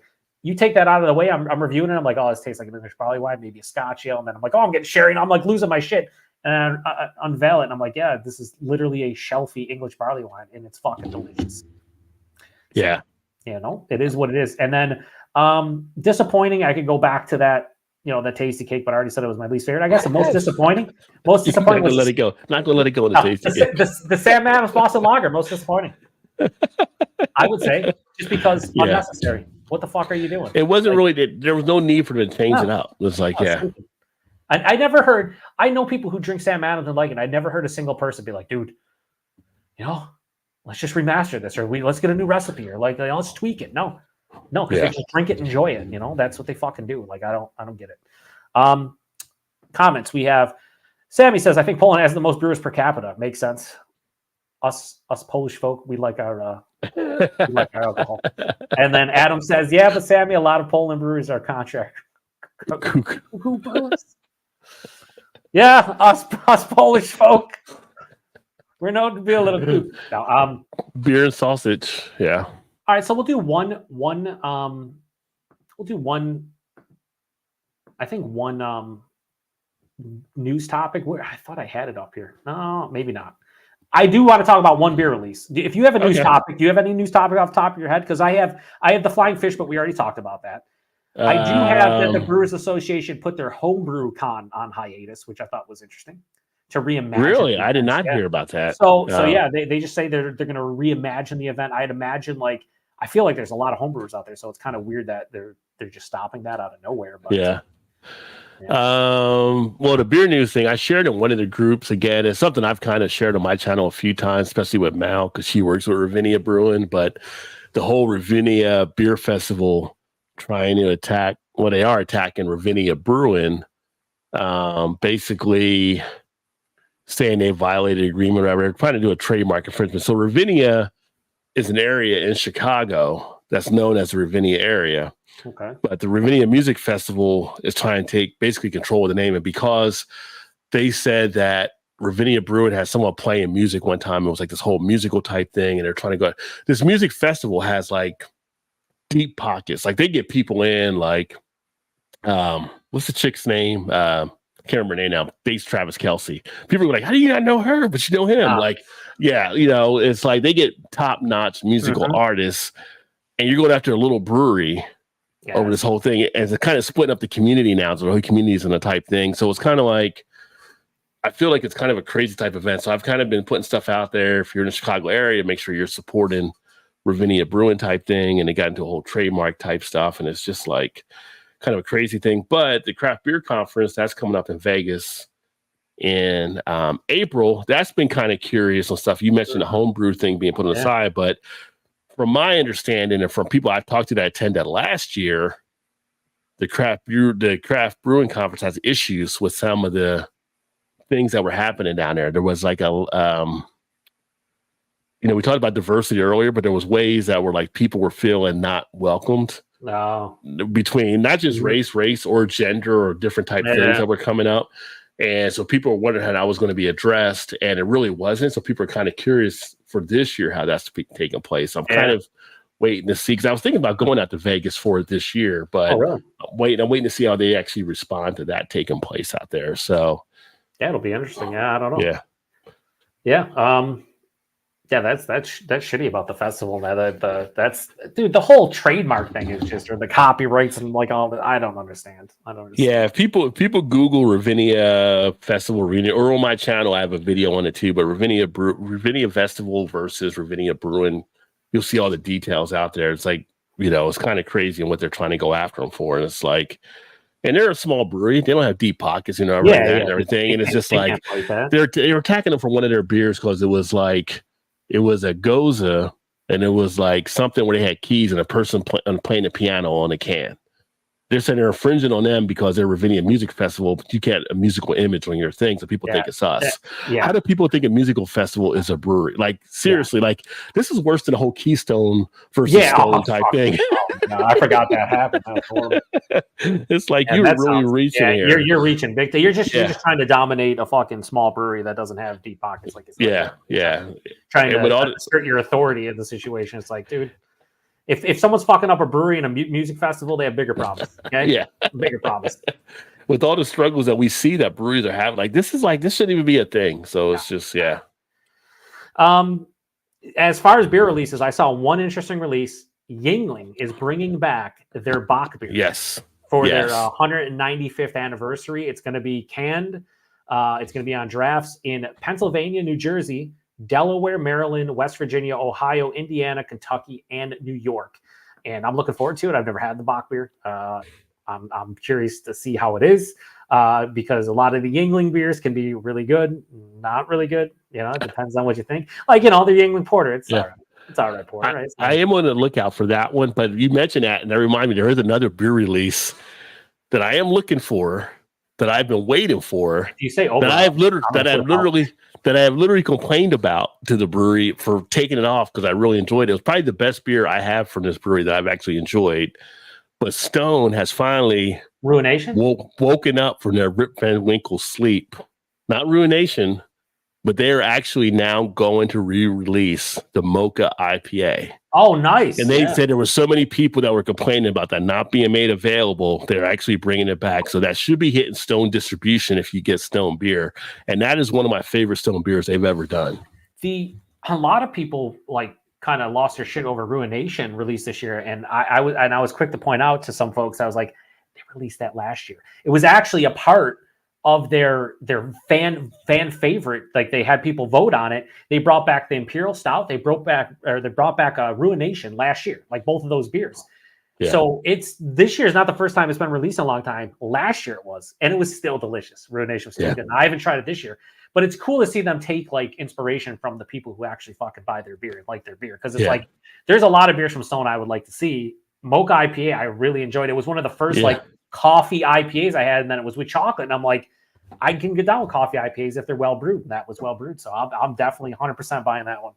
Yeah, and keep in mind, Stone is under a big brother as well. They're under their back. Whatever. It's wonder like somebody's going through the balance sheet. Like, you guys used to make this beer back in the day. Yeah, but a lot of people seem to buy it. Yeah. Well, why'd you stop? Oh, we didn't feel like making it anymore. Well, guess what? You're making it now. Because this is a seller for you guys. You guys are now on our balance sheet, and we want sales. Yep. Yeah, I'm glad they are. So if you happen to get Stone, keep an eye out for that. So I am pumped up. Yeah. So Stone Mocha IPA, Yuengling Bock beer. Those are the two that I can think. Like, there's some others, but Rusty Rail has some stuff going on too. So I'm looking at some of the Rusty Rail beers because I've been kind of picking up some of their stuff lately too. Nice. Yeah. All right. So we'll read the comments and then shut it down. We have Sammy calling Adam the Fufu. And then he apologized to Adam for saying or he said Poland instead of Polish when he said Poland brewers. So we understood Adam. And then he says, I do have very exciting news. I've never been to UK Society of Independent Brewers National Conference, BeerX, even though it's been hosted in Liverpool for the last 5 years. And this year I will be in attendance, and one of the speakers is all the way from US. He is owner of Untapped. Hopefully I don't make a complete ass of myself. Can you tell him? Nice. And he needs to ban people on Untapped that put this stout is too stouty and give it a 0.25 out of fucking 5. Please just get rid of those people. That's all I'm asking. Stout's too much chocolate. It's chocolate stout. It says chocolate stout in the title. The sour is too tart. Help me. Fucking help me. Oh, Cameron. Nice. Cameron sends Matt a lot of cool shit. I know he watches Kyle's stuff. I think maybe the Nerd Sense guys. Says, what's up, Joe? Back here in Wisconsin, there's also a brewery called 608 Brewing. Next year, they're releasing a barrel stout that was aged for 2 years in, is it George T. Stag barrels? That I'll be trying. That sounds fucking wild. Nice. Let me know how that is. I love fucking barrel aged beers that haven't been in the barrels for a couple of years, especially if you're preparing yourself for like, okay, this is gonna be a boozy barrel heavy beer. Like I need to prepare like everything about my body for that. You know what I mean? And then last but not least, we have Craig. Kent Beer Review says, a great stream, great to see you both together again. Yeah, well, I'll have to join the Thursday night show at some point, like the next couple months. We'll make it happen. Well, you know, occasionally Joe likes to come down to the gutter and visit the people he used to know. So that's what my channel is. Once in a while. I don't associate with Todd anymore. He doesn't even have a channel. What the hell? Yeah, Todd. Shout out to Todd. He's actually at Tailspin today. So he's there at the Tailspin Beer Festival in Indiana. So Thursday night, we'll have an update for him to see how that all went. So that's a pretty good beer festival. Sweet. Awesome. Yeah. Well, thank you, Rod, for joining me. I'm going to try to make this a monthly, like I said, monthly thing where I try to invite some kind of beer tubing friend. If not, I'll do it myself. But I feel like inviting someone and just chatting about what they've been drinking lately. Like that's the whole concept. Like, hey, let's talk about over the last month. What you've been throwing down, what you feel about certain beers. I think it's fun, especially like I said, it's cool that you streamed it to your channel. Because like I said, not everybody watches every video. So it's cool to do like a recap in a couple hours. Oh, yeah. Instead of sitting there, we have to watch every single individual review. And I know everybody doesn't. So it's kind of fun. And, being able to talk a little bit. I mean, you and I both like to talk. So here we are 2.5 hours later. It is what it is. Yeah. It happens. Well, I appreciate being a guest. Thanks for inviting me to always, man. Come so on yeah, here. I'll also check out. I always want to because you're here, but you're not. But check out Rod's channel. Again, every Thursday he does the happy hour live stream where he's joined by typically Mallory from Imperfectly Meat Crafts, Todd and/or Shannon. Usually Todd most weeks, Shannon sometimes, and then sometimes you'll open it up for other folks in the beer tubing community to hop on. He posts videos usually every other day, every third day. Like last month he posted, I think like 13, 14 beer reviews. So about every other day or so. His are a lot shorter than mine. Just keep that in mind. You don't need the attention span like you do for mine.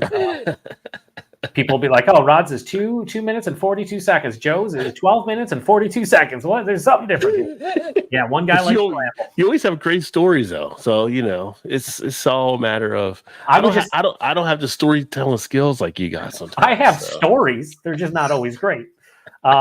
But yeah, so check out Rod's been in the game for a long time. Great dude. I've hung out with him in real life. We had a great weekend.